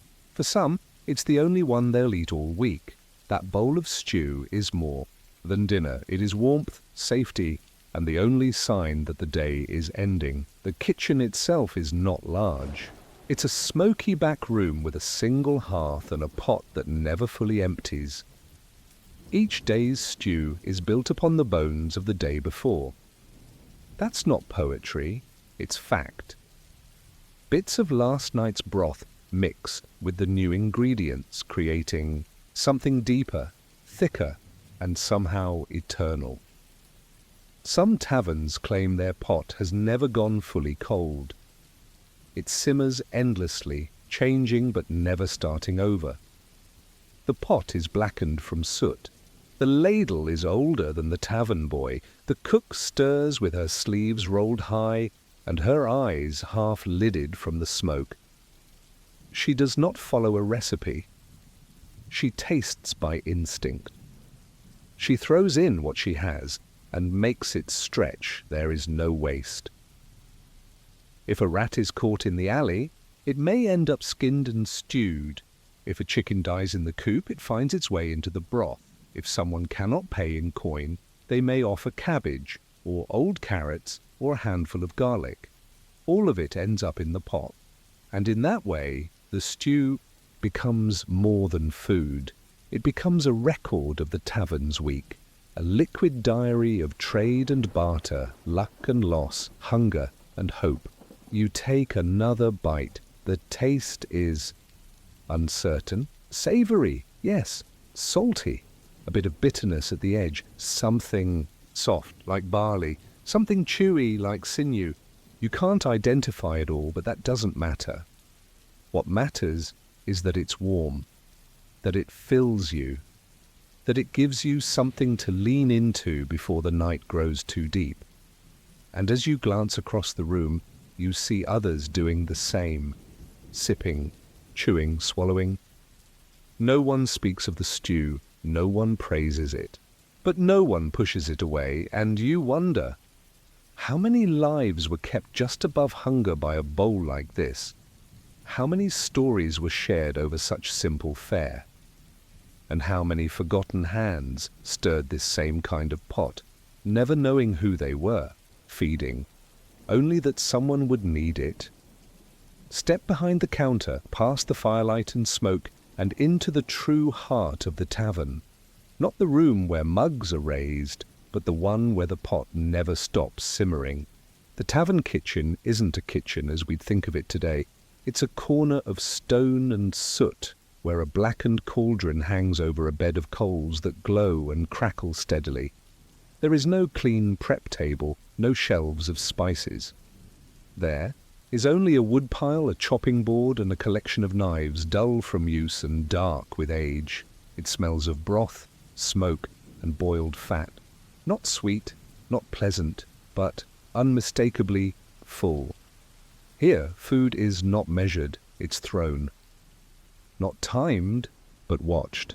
The woman who tends the stew, often the same one who serves the ale, moves with a kind of ritual that only repetition can create. She doesn't weigh ingredients or check a clock. She listens to the pot. She leans in to sniff the steam.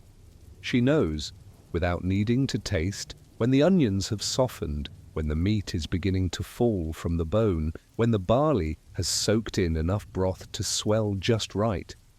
Her hands are strong, scarred, and calloused. They have held more ladles than letters.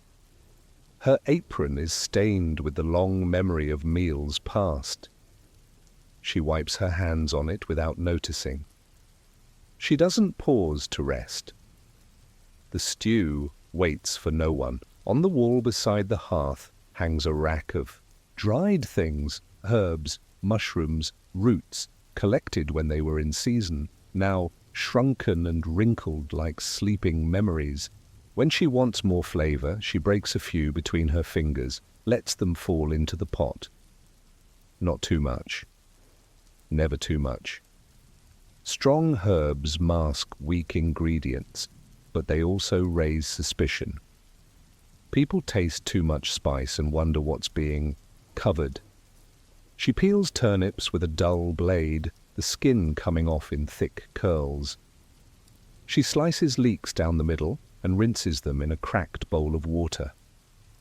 If she has carrots, they're bent and soft. If she has beans, they go in whole. Nothing is soaked in advance. There's no time for that. She finds bones from a butcher down the lane, cheap cuts, often the neck or shin, still with sinew and gristle. These go in first. They provide the base, the broth. The marrow inside melts out slowly, thickening the liquid, making it rich enough to satisfy even without much meat. Some days there's more. A bit of offal, a few strips of salted pork. If someone generous has traded for their meal, she might even have a bit of lamb or goose. But these are rare gifts. The pot is built around what is always there. Barley, onions, old bread. The bread is important. Most taverns rely on it. When the stew runs thin, crumbled bread stretches it. It thickens the texture and gives weight to the spoon. Bread from 2 or 3 days ago is best. Too hard to eat, but perfect for soaking. The loaf is broken by hand, not sliced, and stirred in with care. It disappears into the broth, becoming part of it. Some travellers ask what's in the stew. She shrugs. Whatever we had left. And it's true, sometimes it's cabbage leaves, sometimes it's eggs that cracked in the basket.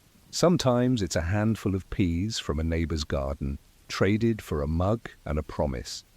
Other times it's a pinch of dried apple or a spoon of vinegar. One day it's savoury, the next it tastes faintly of fish. There is no guarantee. No, 2 bowls are the same, not even in the same night. The pot remembers everything.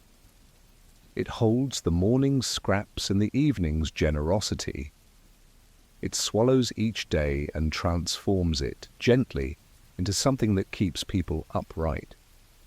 She stirs it slowly from the bottom, scraping across the heat-darkened iron to lift what's settled.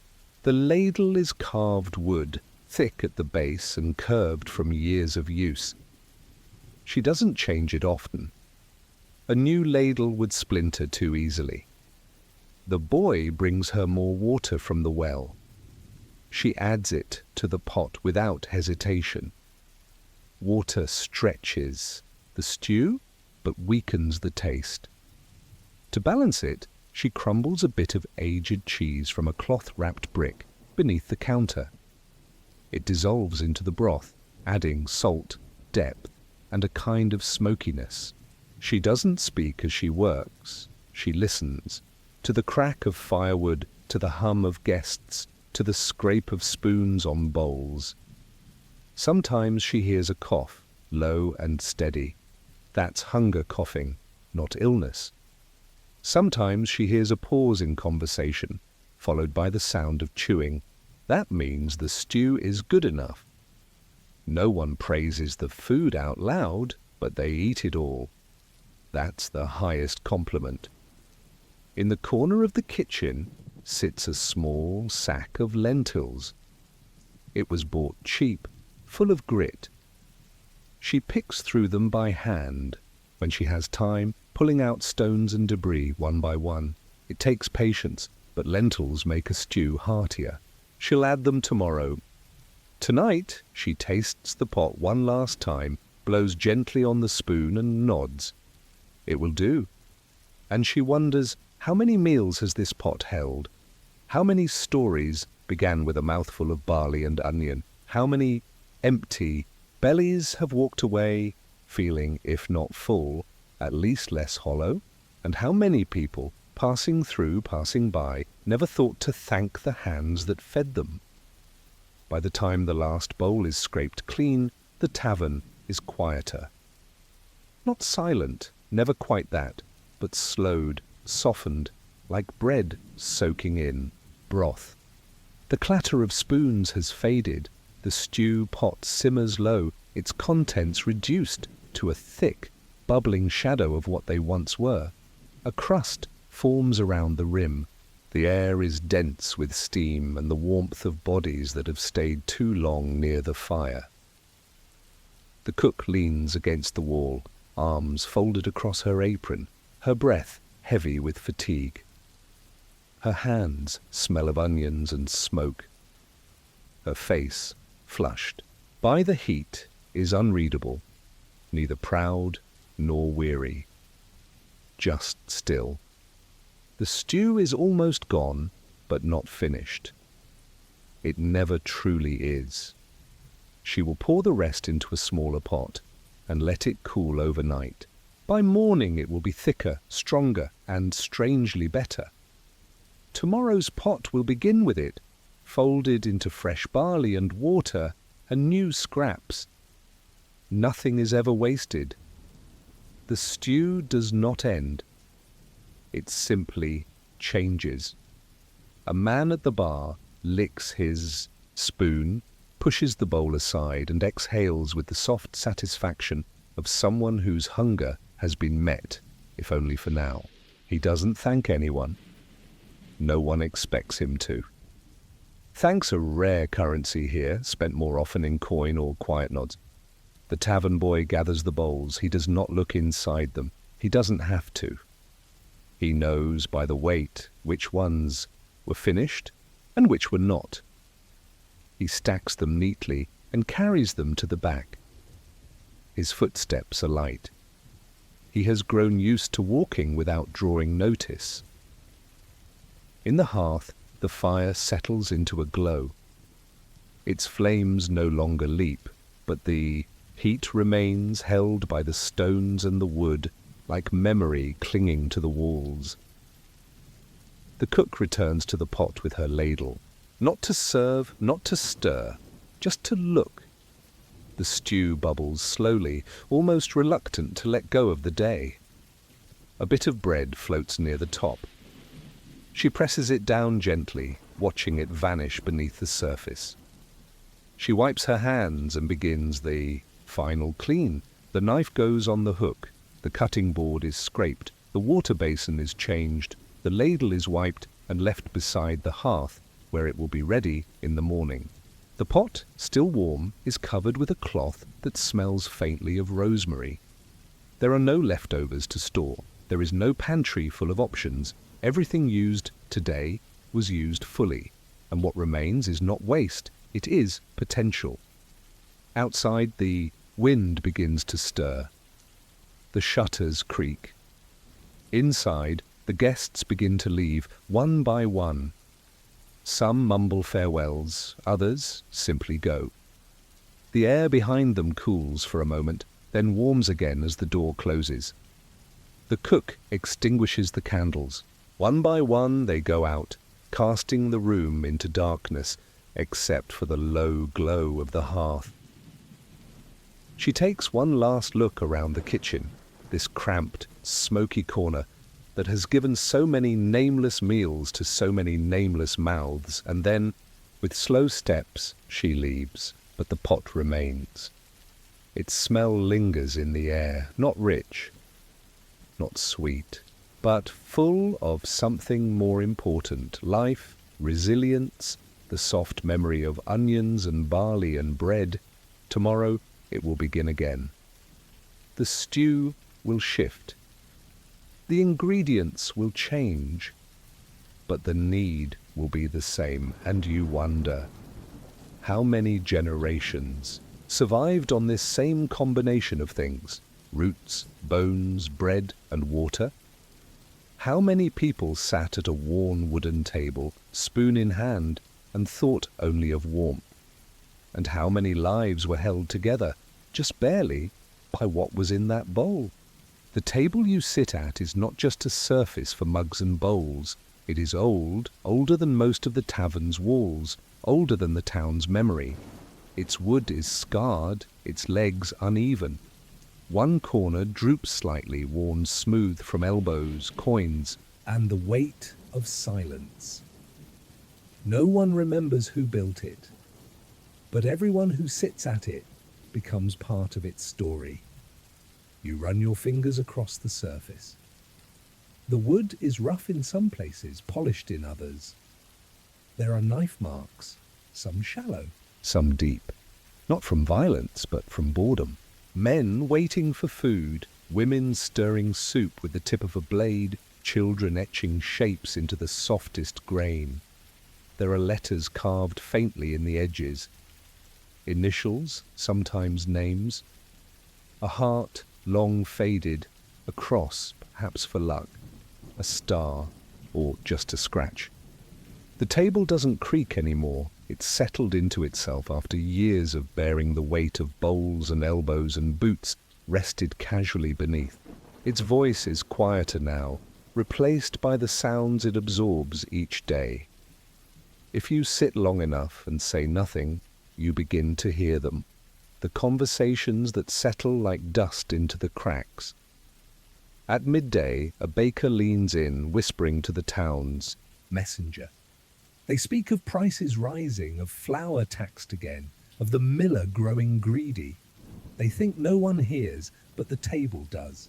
Their words fall like crumbs, settling in the grooves. Later, a girl with ink on her fingers reads aloud from a piece of parchment. A poem, maybe, or a love letter. She laughs softly when she's finished. No one replies. She folds the parchment and tucks it away. Her voice lingers on the grain like breath on glass. In the evening, a man with road dust on his boots rests both hands on the wood and sighs. He says nothing for a long time. Then he begins to speak, not to anyone in particular, but to the room, to the air, to himself. He tells a story about a bridge washed out by rain, about a brother who never returned from the riverbank. His voice cracks once, then settles. The table holds it all. It does not forget. A mother feeds her child from a wooden spoon. The bowl rests between them. She hums a tune as the boy eats. The table rocks slightly beneath them, not in protest, but in memory. It remembers other mothers, other songs. Two thieves argue over a stolen purse. They sit on opposite sides, their voices low, sharp. One has a scar on his chin. The other counts coins beneath the table. The table knows the clink of copper against its underside. It has heard lies told softly, fingers crossed beneath it. A priest visits once a week. He never drinks. He folds his hands and sits quietly. He says grace before eating, even when the tavern noise drowns him out. He traces a cross on the wood with one finger before lifting his spoon. The table does not judge, it only holds. By nightfall it is stained anew. Ale spills darken the surface. Grease from the stew bowl pools near one leg. Someone drops a spoon, which rolls across the planks and is never picked up. And still the table listens. It listens to the questions no one asks aloud. Will the frost kill the beans again this year? Will the sheriff raise the levy? Will the merchant return with letters from the coast? Will the plague reach our village or pass it by? The table knows more than any man in the room. Not because it answers, but because it never forgets what's been asked. You sit with your own silence. You wonder how many voices have whispered across this very surface. How many fingertips left behind the faintest trace of fear or hope or hunger. The table does not respond, but the weight of all that history leans gently against your arms. And you wonder, if you carved your name into this wood tonight, just small, just in the corner, how long would it stay? How long before another hand rested there, never knowing what stories slept beneath their skin? The tavern grows fuller as the sky darkens outside. Lanterns are lit. The hearth breathes more deeply. Shadows stretch across the floor and crawl up, the legs of the furniture like vines curling beneath benches and nestling in the spaces between words. The wooden table, your table, remains as still as ever, its worn surface bearing the weight of new elbows, new mugs, and new stories. A merchant and a farmer sit across from each other now. They do not laugh, but their voices are steady. The merchant speaks of a shipment stuck on the southern road. Mud, he says, or bandits. The farmer talks about early frost, about carrots ruined beneath the soil, about pigs sold too soon. Between their mugs lies a single coin. It doesn't move, but it glints every time the candle above flickers. The table hears the stress in their tones, the stretch in their optimism. It knows the difference between polite words and quiet desperation. It has heard thousands of such negotiations over chickens, land, debts, and promises that were never kept. Further down the bench, two young men lean in close. One scratches letters into the wood with the edge of a dull knife. He's not carving deeply, just enough for the grain to remember. A date, a name, a mark. They speak of dreams in low voices, of sailing away, of joining a war for coin, of leaving this place behind, even though neither has ever been beyond the forest road. The table doesn't believe them. It's heard that story before. Nearby, a woman counts something under her breath. She has no parchment, no ink, just her fingers and her memory. She taps them gently against the wood in a rhythm only she understands. 1 tap for flour, 2 for meat, 3 for her child's shoes. Her nails click quietly. Her lips don't move, but the numbers are real, and the table holds them for her, even after she leaves. A bard rests his lute on the table's edge. He doesn't play it, not tonight, but he speaks softly to a traveller who listens too closely. They talk about old songs and the price of a story. The bard says there's a tale worth gold about a haunted mill and a missing cow. The traveller nods, amused, but doesn't pay. The tale will be told anyway, just not to him. The table knows which tales are lies and which are told again and again because no one wants to forget. It has heard confessions whispered in the dark, of stolen rings, of broken oaths of hidden children. It has heard prayers, unspoken but mouthed silently before the first sip. It has felt tears soak its grain, silent ones quickly wiped away with the edge of a sleeve. Grief needs no witness, but the table remembers it all when the tavern is full. It groans softly beneath the weight of it all, arms, mugs, bowls, heads resting in quiet thought. It has carried more than food and ale. It has held elbows bracing against bad news, fists clenched before fights that never came, palms that trembled before a truth was spoken aloud. The wood beneath the surface is darker than it once was, stained, not only by time, but by oil, wine, ink, wax, and sorrow.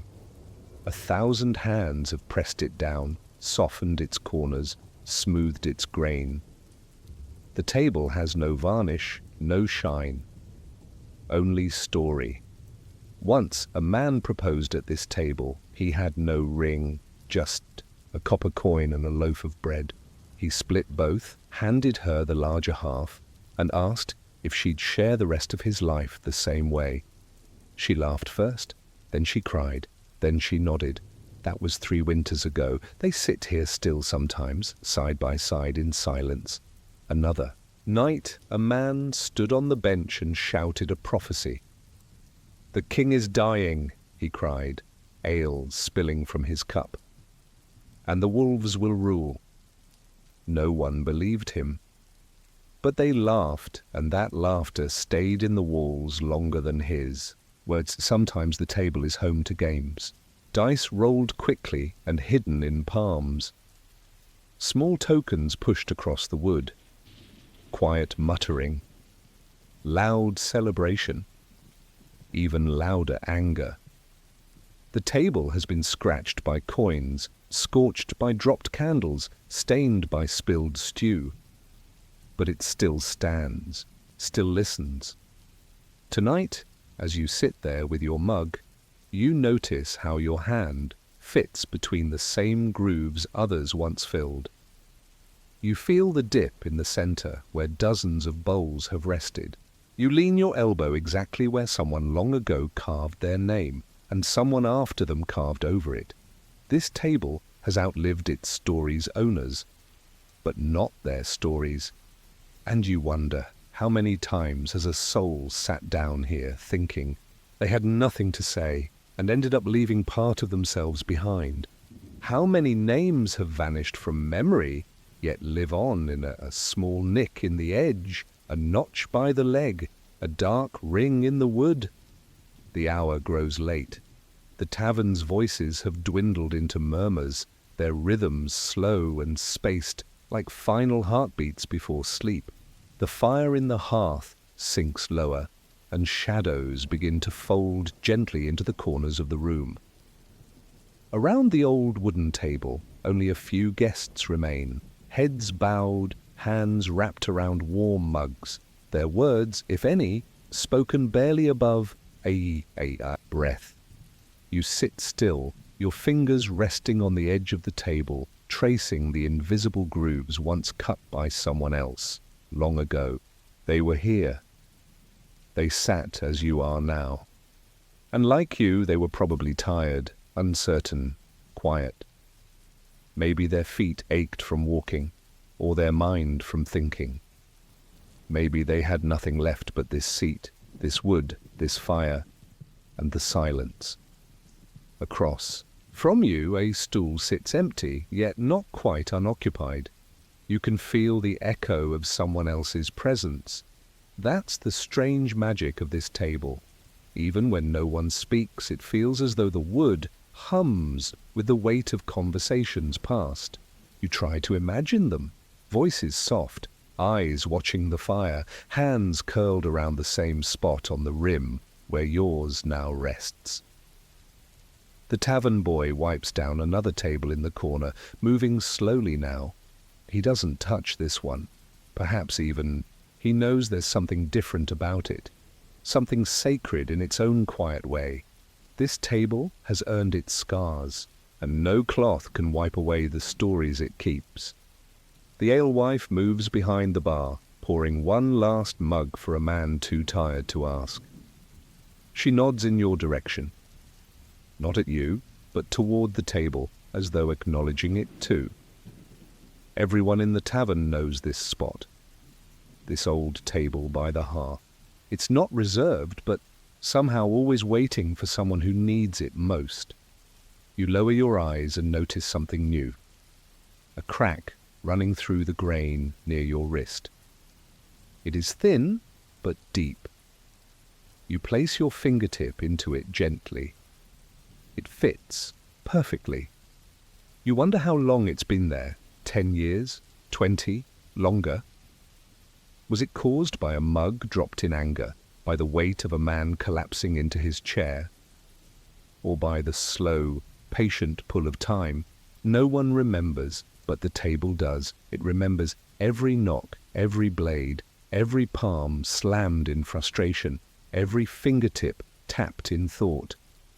It remembers secrets that were spoken only once, names said for the last time, promises made and broken, goodbyes not voiced, only felt. The stories it holds are not the ones recorded in books. They are smaller than that, and deeper. The table doesn't care for kings or armies. It remembers the woman who sang to her baby as she fed him soup from a cracked bowl. It remembers the old man who came every day to drink one mug of ale and stare at the same corner of the ceiling. It remembers the lovers who met in secret and said nothing, but whose hands touched for just a second longer than they should. It remembers every silence. And now, as the candles are snuffed out one by one, the shadows deepen across the table's surface. You watch the flame reflect in the fine oil of a ring mark, now dry and long settled. The room grows cooler.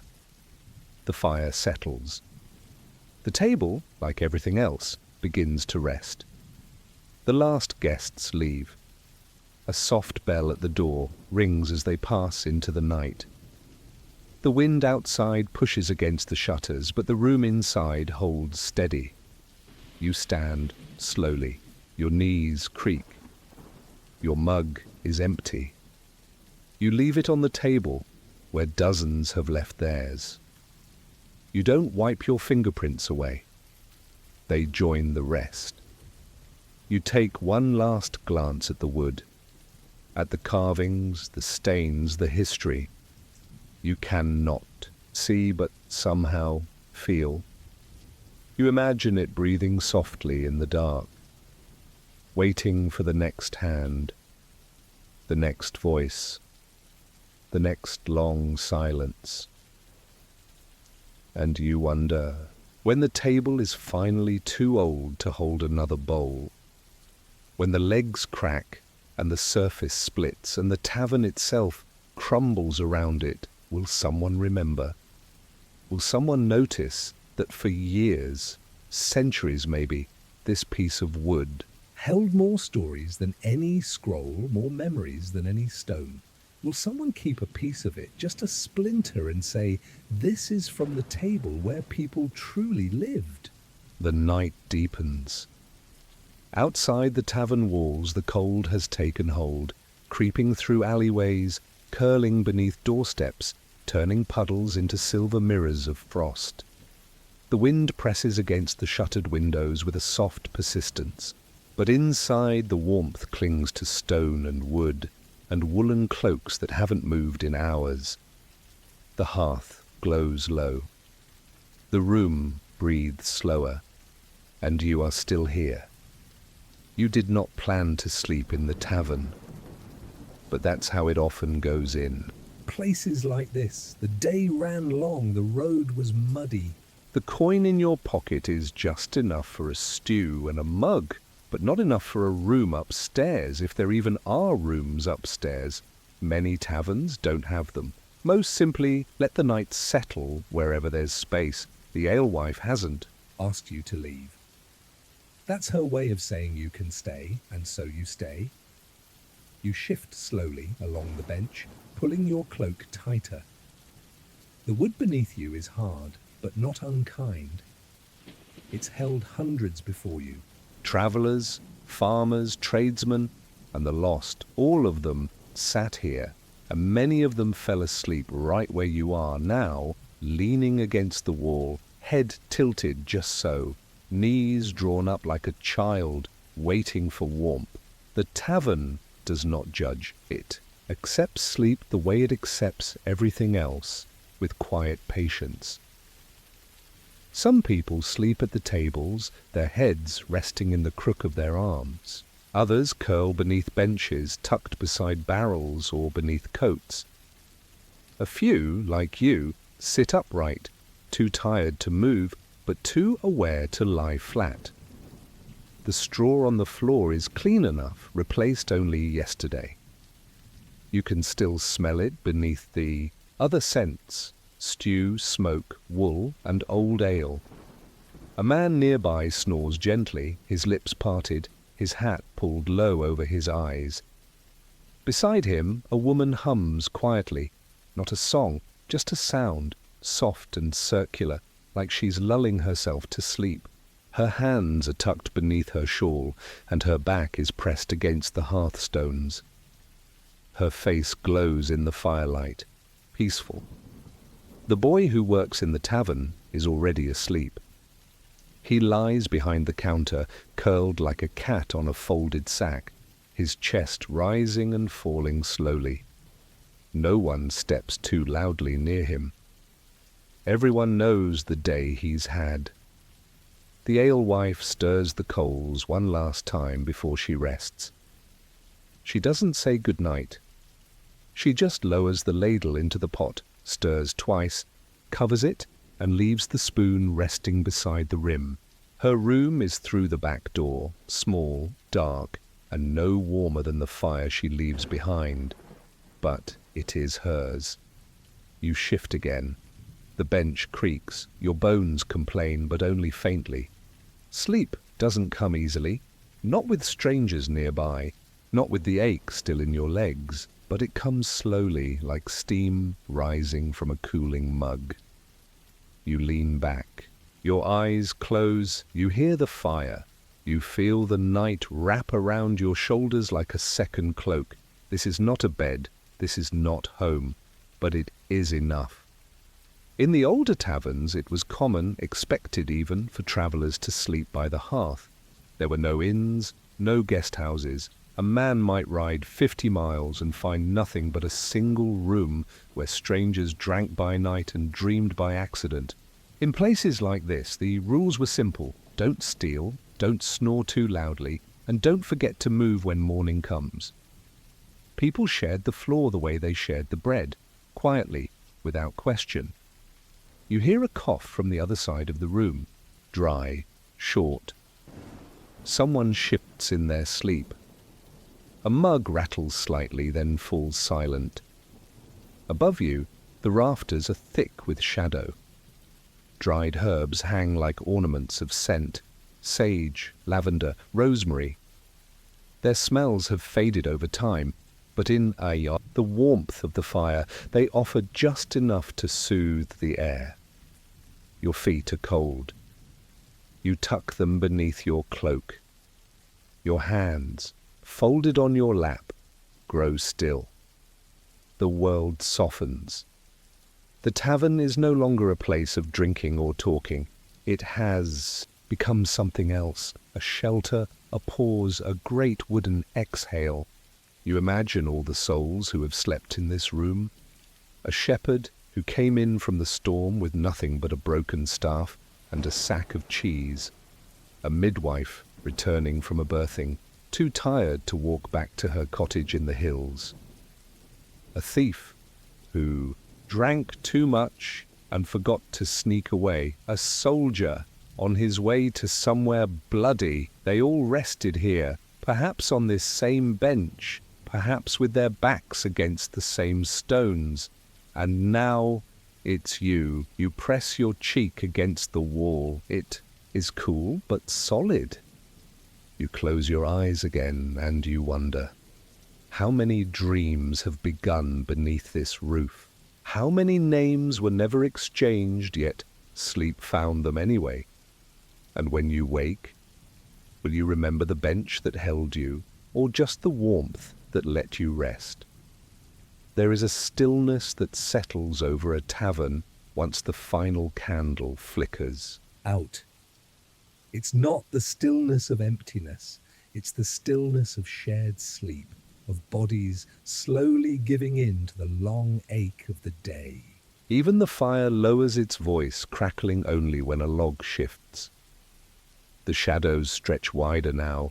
Everything is softer, even the snoring. You're half awake, half adrift. Your body has adjusted to the bench's curves. The wood is cold beneath you, but it holds you just enough to forget it. You pull your cloak higher. Somewhere nearby, someone whispers in their sleep. A name, maybe. A prayer. You can't tell which. The tavern is speaking in its own way now, not with voices, but with breaths.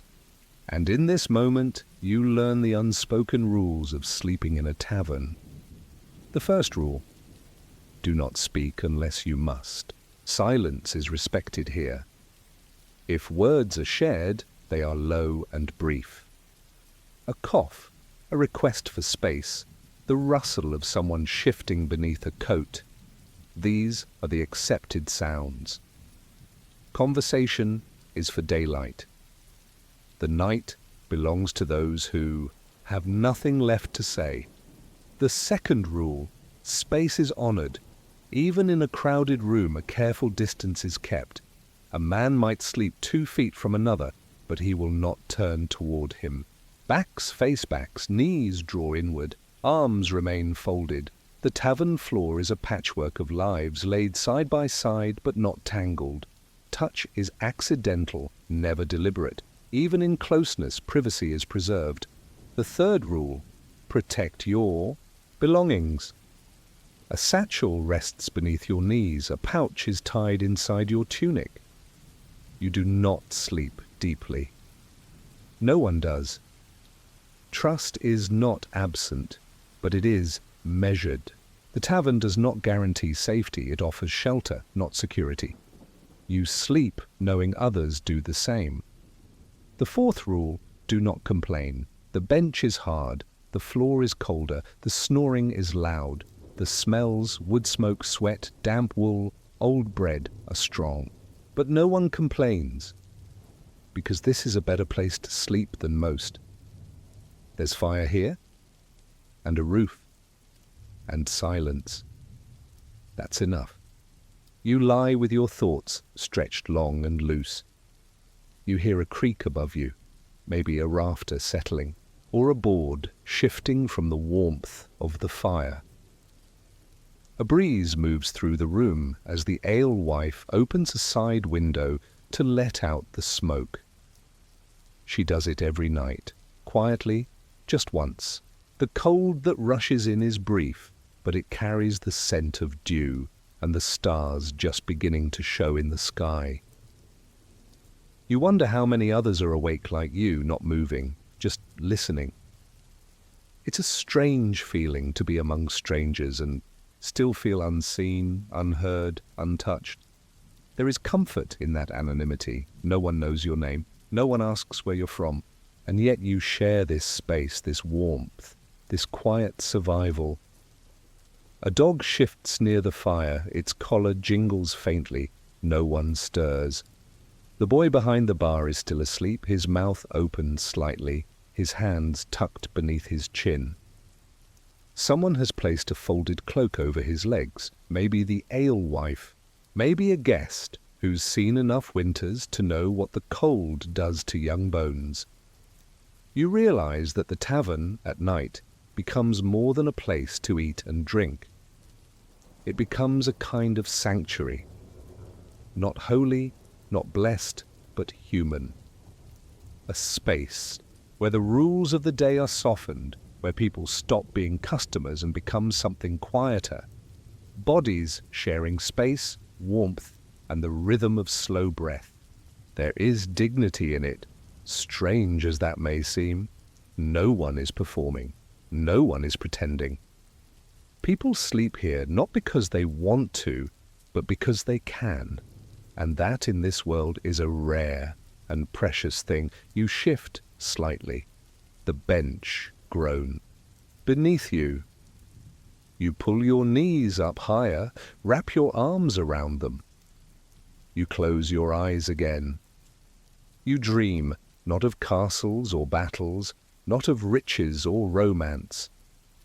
You dream of bread, warm and soft, of a fire that never goes out, of a tavern that waits for you at the end of every road, and you wonder, how many nights have ended like this for people who had nowhere else to go?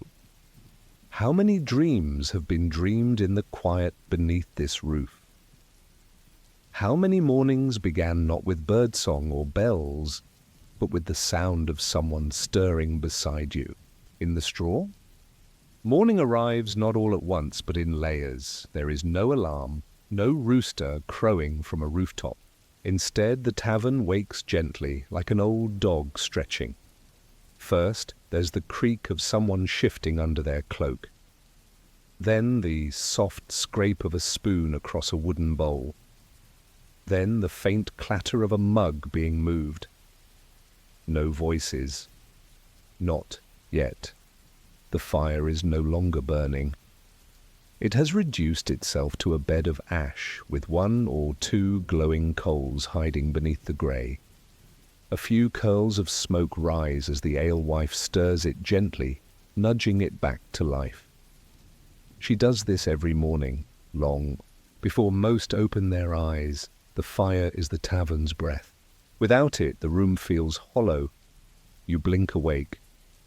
Your back aches. One arm is numb from being pinned beneath your own weight. The bench was kind enough in the night, but in the morning light it feels harder, colder, less forgiving. You stretch, slowly, carefully. Your breath fogs in front of you. Around the room, Others are rising too. No one speaks at first. There's a shared understanding. Speech belongs to those who have washed their face and warmed their hands. Until then, silence is sacred. The boy by the counter is already awake. He rubs his eyes and moves toward the pot without being told.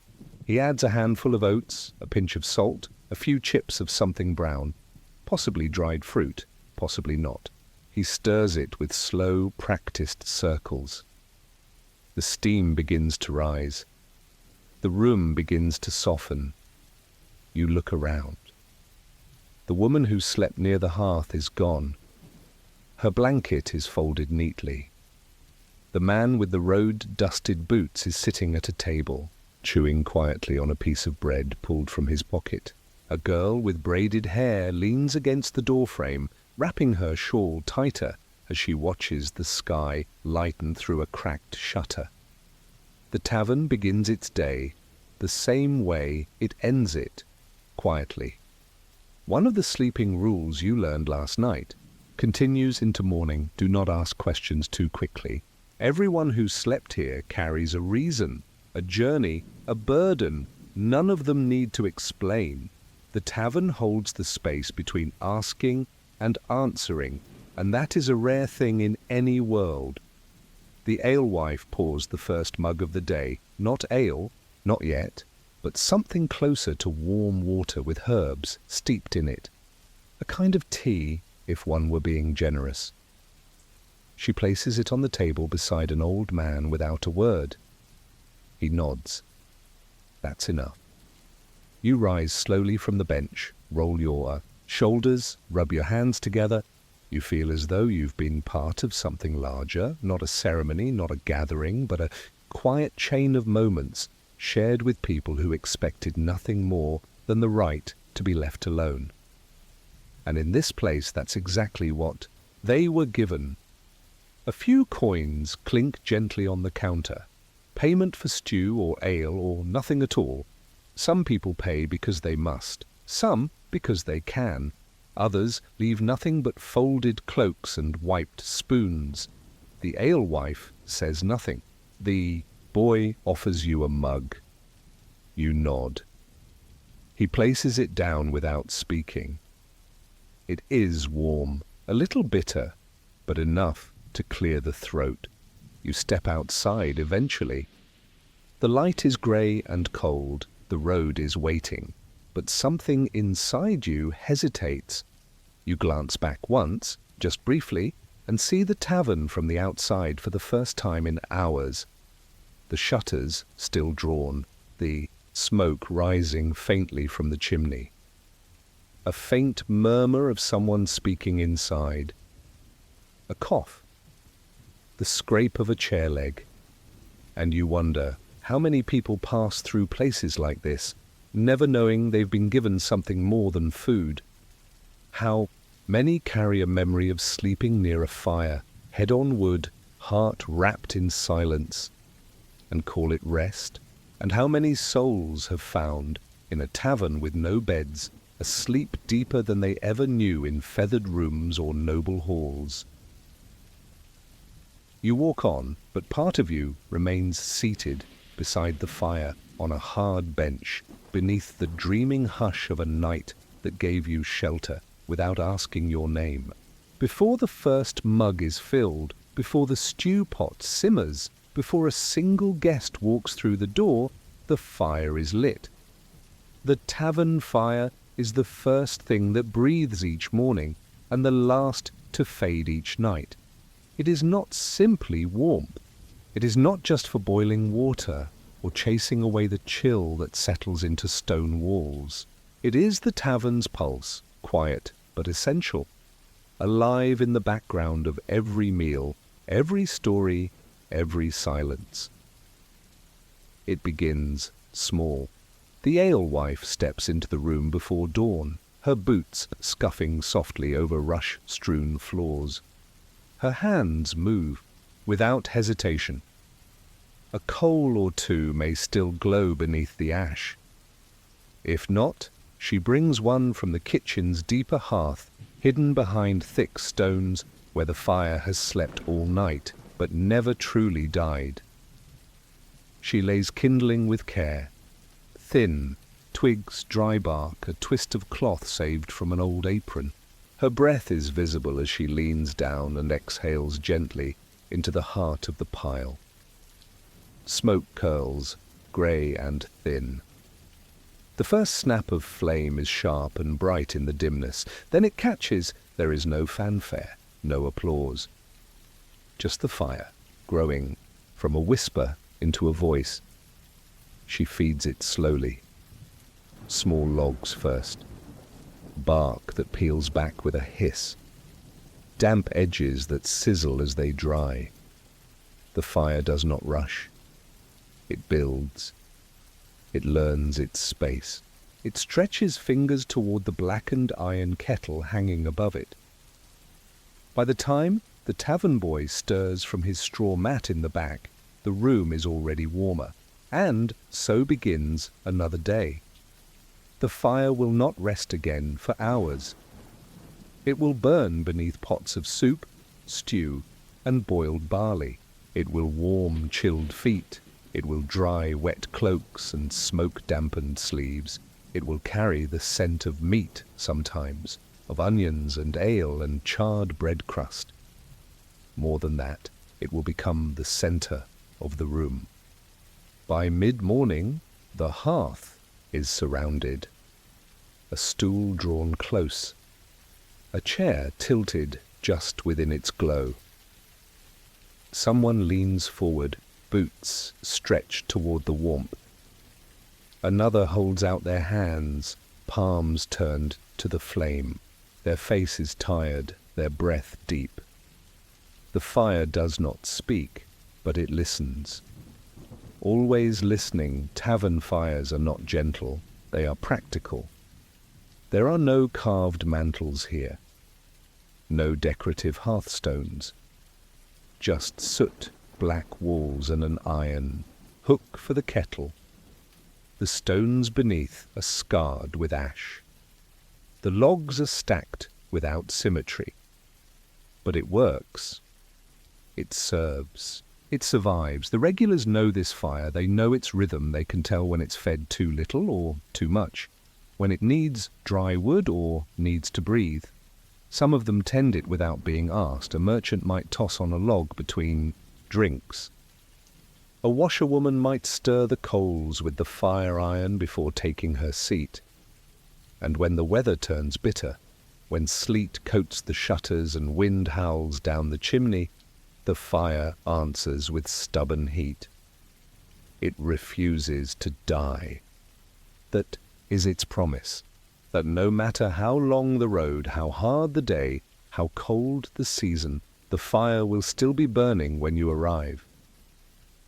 Sometimes it flickers low when the alewife is distracted, when the stew is demanding attention, or when a guest arrives. With too many questions, but always she returns, a fresh log, a careful poke, a breath, and the fire swells again, loyal and unbothered.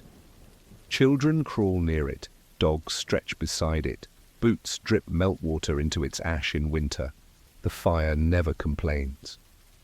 In the stillness between noon and night, the fire glows red and steady, not bright, not dramatic, just alive, just waiting. It casts shadows on the floor that stretch like fingers toward the guests.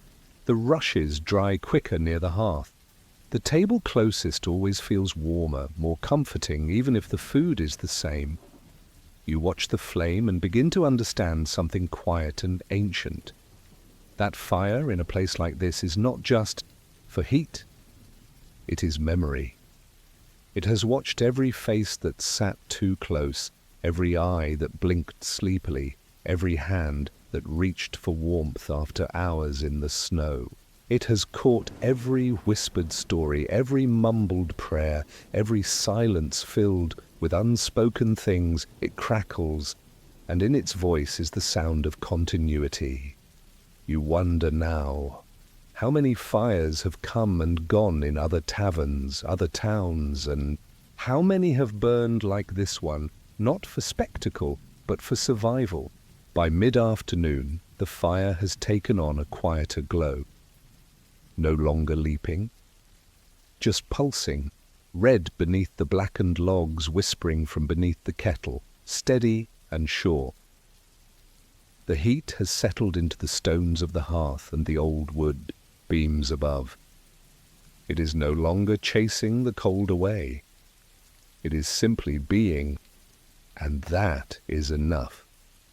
The tavern has filled slowly, not with laughter, but with voices and boots, clinks and sighs, the kind of sounds that don't interrupt the flame, only join it, and the fire watches it all. A man warms his hands after coming in, soaked from the road. He doesn't speak for a long while, just kneels at the edge of the hearth, palms out, face bowed. Steam lifts from his sleeves and rises like ghostly breath. The fire accepts it. The fire accepts him. At the bench nearby, a woman spoons stew into her mouth with one hand, rubbing her sore feet with the other. Her shoes sit beside her, drying from the heat. The soles are cracked, her ankles are swollen. The fire glows against her skin, painting it orange. She doesn't seem to notice, but it comforts her all the same. Children often come to the hearth, not to warm their hands, but to stare. Something in the flame holds them, its dancing, its colours, its strange music of pops and hisses. They throw little bits of straw into it and watch it flare for just a moment. The fire doesn't mind. It has known mischief before. The tavern boy crouches down to add a log. He does it gently, with care.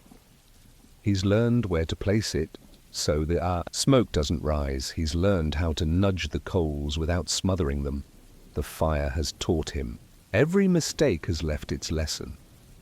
The alewife walks past the hearth dozens of times each day. She rarely looks directly at it, but she's aware of it, always. She knows when it needs feeding, when it's too hot for the stew, when it needs ash scooped out from underneath. She doesn't speak to it, but she might as well. The fire responds to her movements like a servant loyal only to her. It is not only warmth this fire provides, it is privacy too. Those who sit close to it are rarely disturbed. There's an understanding. If someone is staring into the flames, they are thinking. If their feet are near the coals, they are weary. The hearth is a boundary, a flickering curtain between the outside world and one's inner quiet. Many stories are told beside it. Some aloud, most not. A man once told of seeing a wolf in the woods, tall as a man, eyes like fire itself. He swore it vanished before he could draw his blade. No one believed him, but the fire crackled as he spoke, as if amused by the tale. A widow once wept there quietly for a husband lost to fever. She did not speak. She simply sat, holding a bowl of stew she never touched, staring into the flames as if they might burn her memories into smoke and take them up the chimney. Lovers have whispered beside this fire. Not all of them faithful, not all of them wise, but all of them real. Their shadows have danced on the stone wall long after their words faded into the flames. And sometimes, when the tavern is nearly empty, the fire has heard secrets, a coin hidden, a name changed, a guilt confessed not to a priest, but to heat and wood and flame. The fire keeps them all. It remembers, though it never repeats. That's the gift of fire. It listens without answering. It warms without demanding. It burns without destroying unless you forget to feed it. Late afternoon leans into dusk. The fire flickers a little more now, brighter in the changing light. Shadows gather behind the chairs, along the beams, and across the rushes on the floor. But near the hearth there is still gold, still glow. Still that sense of safety so hard to name. You stretch your feet toward it, feeling your boots soften, your legs relax. The warmth seeps into your bones, not all at once, but slowly, gradually, like memory returning, and you wonder, how many winters did this hearth hold off? How many guests, nameless now, found the courage to go back out into the cold because this fire reminded them they were alive? And how many more will come, sit, breathe, and forget, just for a while, how cold the world is? Night has settled fully now. The fire, your fire, the tavern's fire, has dimmed into a calm, glowing presence. It doesn't shout anymore. It breathes, quietly, steadily. The orange light it casts is no longer sharp, but soft and patient. It hugs the legs of stools, outlines the curve of a clay mug, glows inside the spoon hanging over the pot of stew, long since scraped nearly empty. This is the fire's final act of the day. Its light becomes the tavern's lullaby. One by one, the guests near the hearth grow still. They draw closer, not for warmth anymore, but for something else. Stillness, memory, reflection. You can feel it in your own body, the way your shoulders have lowered, the way your hands rest on your lap, loose now, the way your thoughts slow, like the coals dimming just beneath the log. The alewife walks over, as she always does at this hour, and crouches beside the hearth. She leans in, feels the heat with her palm, and studies the flame, not with concern, but with the same gaze a mother gives a sleeping child. She lifts a small log from the woodpile, one already split, dry and light. She places it gently on the coals, not to reignite, not to build, just to extend. She knows this fire. She knows exactly what it needs to last just a little longer. The flames flicker once, then rise, then sigh back into their rhythm. For a little while longer, the room will remain alive. She doesn't speak. She never does when she tends the fire. You wonder how many nights she's done this, how many times she's chosen just the right log, placed it just so, whispered with her breath instead of words. The boy, already asleep in the corner, doesn't stir. His small boots lie beside him. One is damp from the snow that crept in earlier. The fire will dry it by morning. A man nearby has slumped against the wall, his hand still wrapped around the handle of an empty mug. His snores are quiet, rhythmic. The fire doesn't mind. It's heard worse. Another traveller wraps herself in a cloak, her back to the flame, but her feet turned toward it. She hums a tune so softly it becomes part of the fire's voice. This is the part of night when time slows. There is no rush, no announcement, no closing bell. The tavern dims with the fire, and the fire dims with the room. And still it gives. It gives light, not too much. Warmth, not too sharp. Company, without asking anything in return. You remember. Earlier in the day, a man who stood too close to the flame, drying his cloak. It caught briefly. Not much. Just a corner. He slapped it out quickly, muttered a curse. No damage done. But the fire remembered. It has always balanced danger with mercy. It is not without power. It simply chooses restraint. And now, as the last mug is cleaned and the final spoon placed beside the counter, the fire prepares for rest. Not sleep, not quite, just watching. The alewife dims the lanterns, moves slowly through the room, checking shutters, gathering bowls. When she passes the hearth, she doesn't touch it again. She just looks. One last look. A farewell. A promise. Then she disappears through the back, till only a few souls remain. Those who will sleep on benches tucked beneath cloaks. No one speaks. The only voice left is the fire. It pops once, like a closing thought. And you realize that this fire has seen more than anyone alive. It has watched seasons turn. It has lit. The faces of the young and the old, the joyful and the grieving, the faithful and the lost. It has boiled soup for strangers, dried the tears of widows, warmed the backs of men with guilt on their hands. It has never chosen sides. It has only been there, constant, glowing, unjudging. You glance once more into the flame. You see the red and gold of memory, the black curls of smoke above it, rising like the end of a song. You see reflections in the coals, people long gone, moments now ash, and you wonder, when this tavern is gone, when the walls fall and the shutters rot, will anyone remember the fire? Not the meals it cooked, or the warmth it gave, but the way it made strangers feel like they had something to come back to, something that didn't demand their name, only their nearness.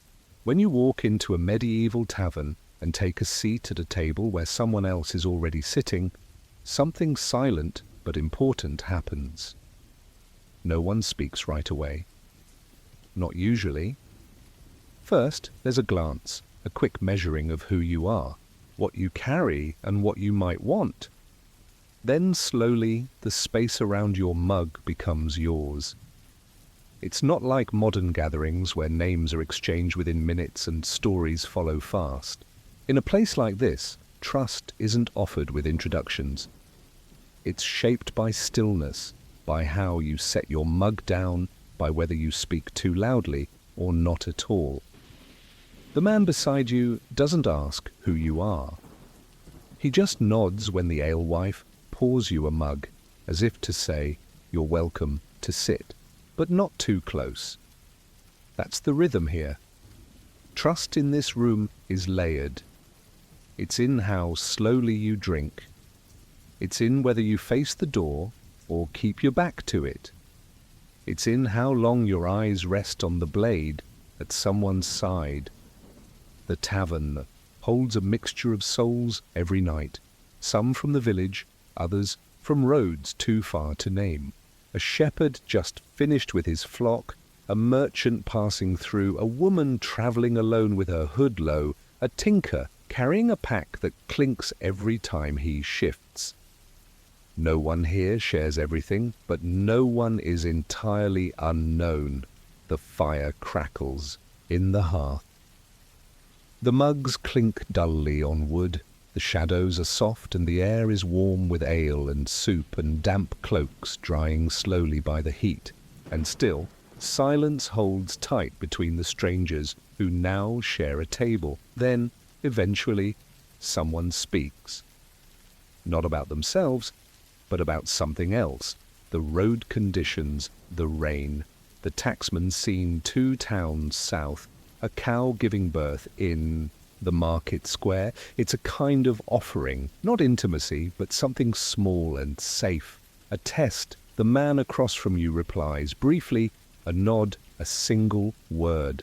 That's enough. Now you're drinking together. You're not friends. But you are companions for tonight, for this hour, for this fire-warmed stretch of shadowed evening. Drinking with strangers is not about getting to know each other. It's about being seen without question. The man to your left adjusts his belt, then takes a long drink. He's not watching you, but he's aware of your hand on your mug. So is the woman 2 stools down, who hasn't spoken at all, but keeps glancing toward the door, as though waiting for someone who may never arrive. There's a rhythm to this sort of gathering. It's slow, careful, built on quiet agreements. No one talks about who they've lost, no one mentions where they're going, but if you stay long enough, if the mugs are refilled and the fire holds, you might get a name, or part of one. A town, a war, a brother who never came back. Sometimes, not even that, but you'll still feel a thread, a fragile kind of kinship. Not built on knowing, but on not needing to know. The alewife knows this dance better than anyone. She watches the tables with quiet eyes. She doesn't interrupt. She knows who wants refills and who just wants space. She's seen 1,000 strangers sit shoulder to shoulder and say nothing, and still leave changed. In a place like this, there's comfort in shared silence. When someone laughs, it's low and sudden, like a log cracking in the fire. Heads turn, but not for long. Smiles are rare, but real. You listen to the scrape of mugs on wood, the occasional sniff or cough, the murmured joke. A man 2 tables over taps his coin pouch twice before sipping, just enough to remind the room it's still full. Another man doesn't take his hand off his satchel. No one minds, everyone has their own reasons. You sip your ale again, warm now, familiar. The silence no longer feels heavy. It feels mutual, and you wonder, how many stories are buried beneath the unsaid? How many strangers drank together like this and never knew each other's names, and still shared something that would never leave them? Time in the tavern does not pass in hours. It passes in rounds, in mugs that empty and are filled again, in stew that goes from hot to cold to gone, in candles that burn down by a finger's width. Outside the night deepens. Inside the space between strangers shrinks, not through talk, but through time. No one here needs to explain why they're staying late. No one asks why the man in the corner hasn't taken off his cloak, or why the woman near the fire hasn't touched her ale. The tavern holds all kinds, and it knows better than to demand more than what is given freely. The stranger across from you has begun to relax. His boots stretch out beneath the table. His hand, no longer rests on the hilt of his knife. He nods at your mug when the alewife walks past. She refills it without a word. That nod wasn't a favor. It was a gesture of quiet solidarity. He bought the next round, that's all. Further down the table, 2 men who arrived separately are now leaning in, heads close. Not friends, not yet, but they've discovered a mutual enemy, a dishonest tax collector from the next province. Or maybe it's a weather complaint, or the rising cost of barley. It doesn't matter. The words are less important than the tone. Shared frustration, not directed at each other, but at the world beyond the tavern walls. You sip your drink. It's Warmer than before, not the ale, but the moment. Around you, the other tables shift in rhythm. A man nods off on his arm. no one wakes him. A merchant rolls dice with himself, whispering the numbers. No one stops him. The woman near the hearth finally drinks, a small sip, enough to loosen her shoulders. No one watches her too closely.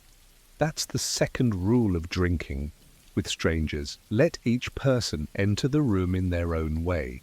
You don't rush them. You don't corner them with kindness. You simply exist beside them until the silence becomes soft enough to share. Sometimes the fire pops and a few eyes glance up.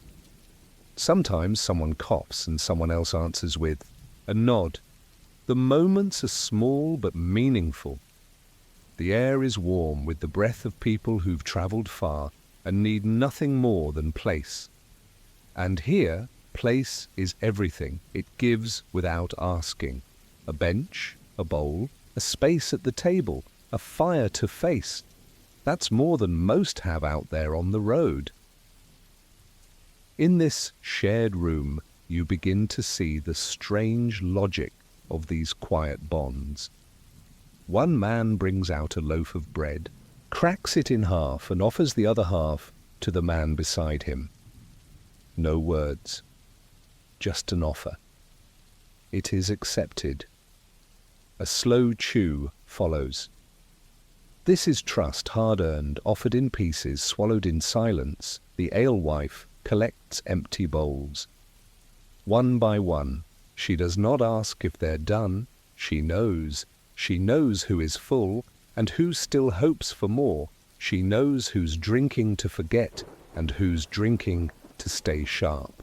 She's seen arguments before they begin. She's seen strangers become allies. She's seen enemies sit at the same table and forget why they were angry.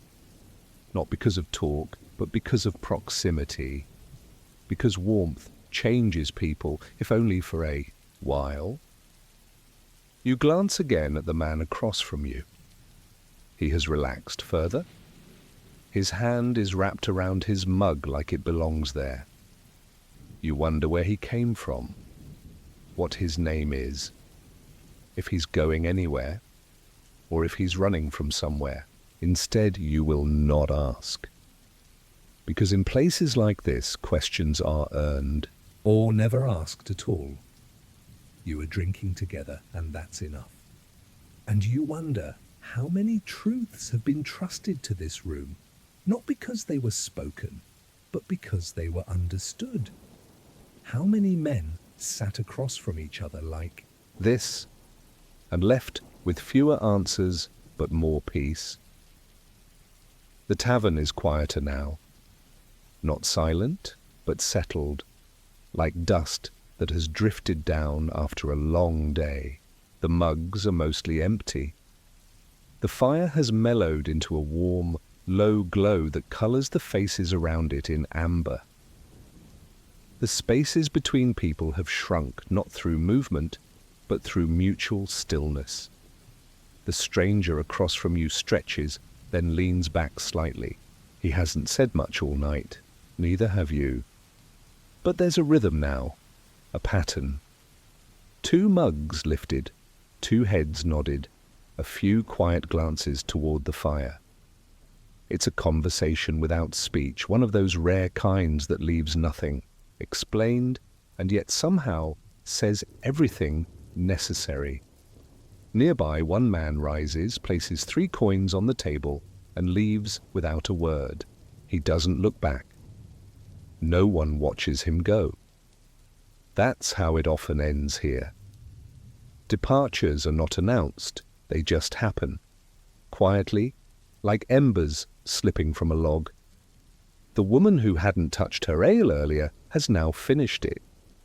She stands, pulls her cloak tight, and gives a small nod to the table beside her. It is returned, not enthusiastically, but sincerely. They did not speak, but they shared something. Time, space, the absence of questions. The tavern doesn't demand closeness, it offers the option of quiet nearness. That more than the drink is what brings people back.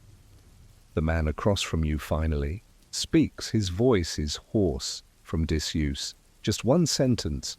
Roads still closed past the hill, I hear. You nod. So they say. That's it. The entire exchange, and yet you feel the weight of it, the gesture of it. He didn't need to say anything, but he did. It means something. The 2 of you sit a little longer. You don't ask his name. He doesn't ask yours. You don't offer your past or your plans or your pain. There's no need. You've both shared a space that asked for nothing and gave everything. That mattered. Peace, presence, and a fire-lit pause between burdens. That's enough. Eventually he stands. He lifts his mug in a quiet gesture, half farewell, half thanks. You lift yours in return, then he's gone, stepping softly toward the door, the night claiming him as gently as the tavern held him. You remain a while longer. You look around. The room has changed, though nothing is different. The same tables, the same smells, the same fire. But now it holds the echo of silent companionship. And you wonder how many people have come and gone through this very room, never speaking more than a sentence, never exchanging names, and yet leaving with the feeling that for a few short hours they were understood. How many strangers sat together in this dim light and forgot, just briefly, how alone they were? And how many still remember the night they drank in peace among those who asked for nothing more than their presence? There is a language without words, a language conveyed entirely through scent. In the dim light of a medieval tavern, it is the smell of ale and ash that tells stories long before any voice does. As you step into the tavern, your senses awaken to the aroma that drifts and settles in every corner, a heady mixture of fermented barley, wood smoke, the tang of spilled stew, and an ever-present earthiness that speaks of ancient, worn floors and the passing of countless seasons. The moment you open the doors creak and the rush of warm, scented air wrap around you like an old, familiar cloak. The smell of ale is not fresh, as a modern beer might be, clear and crisp, but warm, dense, and layered with the subtle bitterness of herbs and the soft, lingering sweetness of malt. Mixed with it is the unmistakable scent of ash, the residue of a fire that never truly dies in this place. It is a comforting, if slightly melancholic, perfume that seems to carry the memory of every guest who has ever sat at these tables. You move slowly toward the center of the room. The wooden beams overhead, darkened with years of smoky residue, add their own muted, resinous scent to the air. The rushes spread on the floor are damp from the night's dew, lending a fresh green note that contrasts with the heavier smells. Each element here, the ale, the ash, the wood, the straw, contributes to a tapestry of odor that together creates an atmosphere of both endurance and decay. It is an aroma that tells you this is a place that has outlasted the fleeting whispers of youth and the tumult of passing days. At the far end of the room, by the dying light of a few remaining candles, an old oak table stands scarred and weathered. Its surface, worn smooth by innumerable elbows, countless spilled mugs and secret scribblings, seems to breathe under your touch. Leaning in close, you notice how the table itself carries a distinct layer of its own scent, a mixture of varnished wood and the faint, persistent odor of burning embers. It is as if the table has absorbed every scent from the tavern's long history, storing within it an olfactory record of forgotten conversations and quiet departures. Near the table, the alewife moves with practiced precision. Her arms, stained by years of handling raw ingredients and warm ale, seem to understand the importance of maintaining this delicate balance. She methodically wipes down surfaces with a cloth that still retains a hint of smoke and a trace of damp. Herbs, the same herbs she occasionally sprinkles into the daily batch of ale to mask its inevitable souring. As she passes by, the mixture of scents intensifies. The faint, medicinal aroma of these herbs mingles with the underlying solidity of wood smoke and the persistent tang of fermented grain. Every corner of the tavern carries its own memory. In one shadowed recess near a door, slightly ajar to the cold outside, the air is tinged with the pungent odor of old leather and perspiration, a relic of a long-ago night when a traveler, heavy with sorrow and secrets, sat reading by the fire.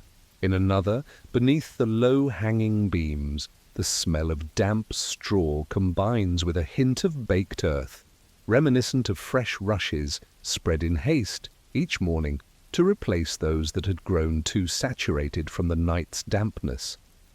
These scents are not random. They are carefully layered, each one interwoven with the others, to form a signature perfume that is uniquely, irrevocably the tavern's. As you settle into a creaking wooden chair, you realize that the smell is not merely background, it is the very essence of the place. It speaks of constant change and quiet persistence. The scent of ale reminds you that life here is sustained even in the smallest measure, a sip drawn from a battered mug, handed over with little ceremony, yet filled with years of accumulated tradition. The ash, ever present and unyielding, speaks to the endurance of the hearth.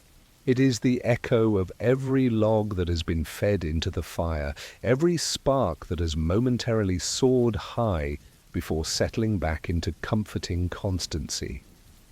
The ale itself, when you lift your mug, has its own story to tell.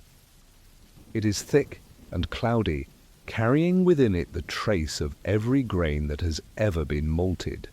Its taste is as much a memory as its smell, a bitter-sweet blend that is at once nourishing and humbling. That flavor, combined with the lingering aroma of herbal hints, invokes a sense of shared history. You recall tales of how, during long, bitter winters, the warmth of a good mug of ale was enough to momentarily push back the biting cold and the heavier thoughts of a world in transition. Each sip is a quiet reminder of survival, of a time when life was measured in hushed moments, and the simple act of staying warm was a victory. There is another subtler layer to the aroma, a ghostly note, perhaps, of old regrets and unspoken words. It seems to carry a memory of those who have passed through this place, the father who left a child with nothing but a promise, the lover who whispered too softly and disappeared into the fog of a long-forgotten evening, the friend who sat silently until his eyes closed and he drifted off into a deeper dream. In the mingling scents their presences linger. They have left behind traces that, although imperceptible to most, are there for those who are willing to lean in and listen with their very senses. At times, a sudden waft of something sharper, perhaps the pungent tang of vinegar or a hint of smoke from a last errant log, cuts through the heavier, musky base. It is brief, almost as if the tavern is exhaling a secret. And in that fleeting moment you feel a shiver of recognition, the understanding that in this quiet space, every odor is a chapter, every breath a story waiting to be recalled. You close your eyes for a moment, inhaling deeply. The blend of scents fills your lungs with a warmth that is both comforting and inevitable. It is as though the tavern itself is breathing, each inhalation a gathering of memory, each exhalation a quiet farewell to the day. You wonder how many evenings have ended with that same deep, resonant exhale, how many lives have been soothed by the same delicate, pervasive perfume. And as you sit there, lost in thought and in scent, you realize that the smell of ale and ash is more than just a sensory experience. It is a record of the daily perseverance of life, a ledger written not in words or coins, but in the soft persistence of odors that outlast even the loudest celebrations and the most desperate laments. It binds the patrons of this humble tavern together in an unspoken pact that as long as the ale flows and the fire burns, there will always be a refuge from the harsh realities outside these walls. Every mug lifted, every log fed into the hearth, every hand that touched the worn surface of the table adds to this collective memory. And though the names of many have faded, the scents remain, a silent choir echoing through the ages. You open your eyes again, feeling the truth of it settle into you. In that rich, layered aroma, you find a piece of solace, a fragment of belonging, in a world that too often seems indifferent. The smell of ale and ash is the scent of survival, the odor of endurance, the perfume of 1,000 unsung nights in a tavern that has seen it all. And as you take another slow sip from your mug, you feel the weight of countless stories rising in your mind, Stories of strangers, of quiet farewells, of laughter shared in dim corners, and of silent hopes kindled by a fire that never truly rests. You wonder, how many souls have, like you, found comfort in this mixture, however brief, of ale's gentle bitterness and the enduring residue of ash? How many have carried this scent with them long after they left these creaking walls? And in the quiet that now envelops you, what will the fragrance of tomorrow hold?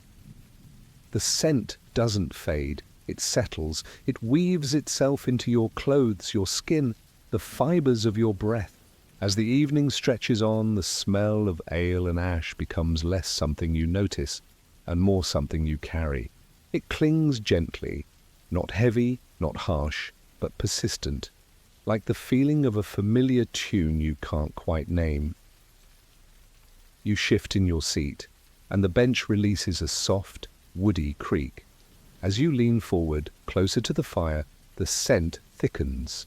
It no longer just comes from the hearth or the mugs, it radiates from the very bones of the tavern. The beams overhead smell of generations of smoke. The rushes beneath your boots carry the scent of earth and damp, layered beneath a trace of long-spilled drinks. The stone hearth, though seemingly cold and solid, exhales the day's work with each pulse of its heat. Somewhere behind you, the alewife lifts a lid from the stew pot.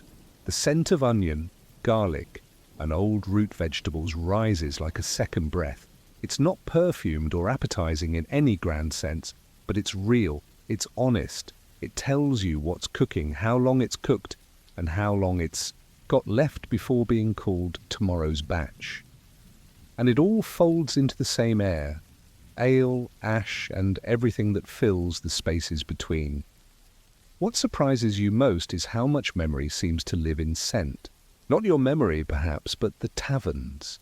When the smoke leans right and the fire crackles wrong, the smell changes, suddenly sharper, sharper, in a way that feels like an old warning. Perhaps once, long ago, a fire caught where it shouldn't Have. Perhaps someone dropped a log on the rushes. Perhaps that very patch of wood beneath your feet was singed and never scrubbed clean. You can't prove it, but the smell remembers. The table beside you, rough oak, polished only by time, still carries the faint tang of old candle wax. A thick streak of beeswax trails across its center, dry and nearly invisible, yet when your hand runs across it, the scent lifts, honeyed and soft, as if someone had just put the candle out. Nearby, someone pours a fresh mug. You don't need to look to know the scent, warm grain, faintly sour, with a curious, bitter twist. Not unpleasant, not fresh either, like something aged without permission. You've started to recognize the difference between mugs. The younger, ales brewed fast and served quick, are crisper, sharper, with notes of iron and astringent herbs. The older ones, darker, thicker, poured from deeper barrels, smell faintly of smoke, wood, and the inside of an old cupboard. Neither is better. Both are part of the same olfactory language. And the fire? It does more than warm.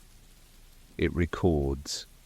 It burns not just wood, but bits of the day. Twine from a package tossed too close, a scrap of parchment used to light the first flames, the corner of someone's cloak carelessly brushed against the iron kettle. Each thing that passes too near is taken by the fire. And what it doesn't consume, it keeps. In the smoke, in the soot, in the scent. As the night deepens, you begin to understand what those who live in this world already know. The smell of a tavern is not just its atmosphere. It is its identity. It is how travelers know they've arrived before they've seen the sign. It is how locals know something is wrong before a word is spoken. It is how a room full of strangers feels shared before a single name is exchanged. Across the room, a boy returns with wood. He drops 2 small logs beside the hearth. As he does, a puff of old ash rises. It smells like forgotten years, like winters no one talks about, like mornings that were too cold to speak. And yet, within that puff is also something reassuring, familiar. You breathe it in, slowly, deeply. It reminds you of warmth that costs nothing, of meals that came from scraps and yet fed everyone, of a place that accepts you without introductions. It is not beautiful. It is not clean, but it is true. It holds you now, not as a guest, but as part of the room, and you wonder how many lives have turned just slightly, just enough from ruin to rest, because they followed the smell of something warm and old and quiet. The night draws on. The fire is lower now, burning, but quieter. The flames are no longer reaching. They are holding, curling around the last few logs like a hand refusing to let go. The air in the tavern is warm, still, and heavy with everything that has come before, the day's words, the day's footsteps, and the day's scents. The smell has changed again. It always does in the late hours. Now it is deeper, darker, a mix of last mugs finished and stew bowls scraped, boots drying by the fire, candle smoke curling toward the beams. There's a sweet edge to it, too, from the last of the ale bubbling low in the kettle, mixed with the slight acrid tang of overburned onions stuck to the bottom of the pot. Someone coughs once. Someone shifts in their seat. No one speaks. This is the hour when voices begin to withdraw, and smell becomes the tavern's last storyteller. It tells you the story of the day in pieces. The rosemary tucked in the firewood, the sharp garlic from someone's midday meal, the faint, tanned leather note of a traveling pack, newly opened after a long journey. The scent of ash is strongest now, not smoke, not fire, but the scent of things that have finished burning. It does not smell of ending, strangely, it smells of completion. As though the fire is telling you, I did my job. I warmed the room. I boiled the stew. I gave light to the shadows. Now I rest. You close your eyes for a moment and simply breathe. This is not perfume. This is not meant to please or impress. But in this quiet hour, it is as comforting as a blanket, as steady as a heartbeat. The alewife wipes a mug with a cloth that carries its own stories, 100 spills, a dozen herbs, the smoke of 5 winters soaked into its threads. She sets the mug aside and looks to the hearth. She does not smile, but her shoulders lower slightly. The smell tells her what she needs to know. The fire is right. The room is safe. At your side, your own clothing has taken on the scent too.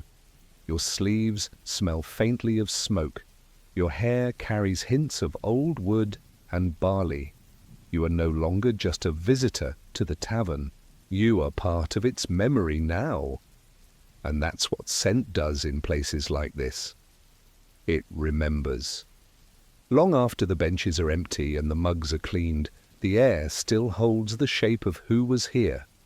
The man who sat by the hearth and never spoke, but left behind the odor of river mud and wet wool. The woman whose coat was lined with dried thyme, perhaps gathered from a garden she had not seen in years. The young traveller who carried the scent of fresh parchment and oil, his pack heavy with books. Each one now gone. Each one still here, through scent. That's the secret of the tavern. It keeps no records on parchment. No portraits hang on its walls. but it remembers everything through air. When the door opens briefly and someone steps out, the scent follows them. Their own scent mingles with the taverns, and they carry it with them like a souvenir, whether they mean to or not. They will wake the next morning and catch it on their collar, and they'll remember the warmth of the fire, the weight of the bench, the silence that wasn't empty, the ale that wasn't perfect, but was enough. They'll remember, too, that strange peace that comes when no one knows your name, and no one needs to. And the tavern? The tavern will breathe them out slowly, then turn back to its fire, its stew, its smoke, ready for the next soul to walk in and become part of its scent. And you wonder, when you leave this place, whether in an hour or a year, will you remember the smell, not just the smoke or the ale or the stew, but the feeling they gave you, the scent of something old enough to know sorrow, but warm enough to welcome you anyway? The scent of endurance? The scent of home for just one night? And now, dear listener, let the fire fade, let the last mug be emptied, and let your thoughts drift like smoke into the still night. May the quiet stories of old taverns stay with you, soft as ash, steady as ember. Close your eyes and rest easy. Until next time, sleep well.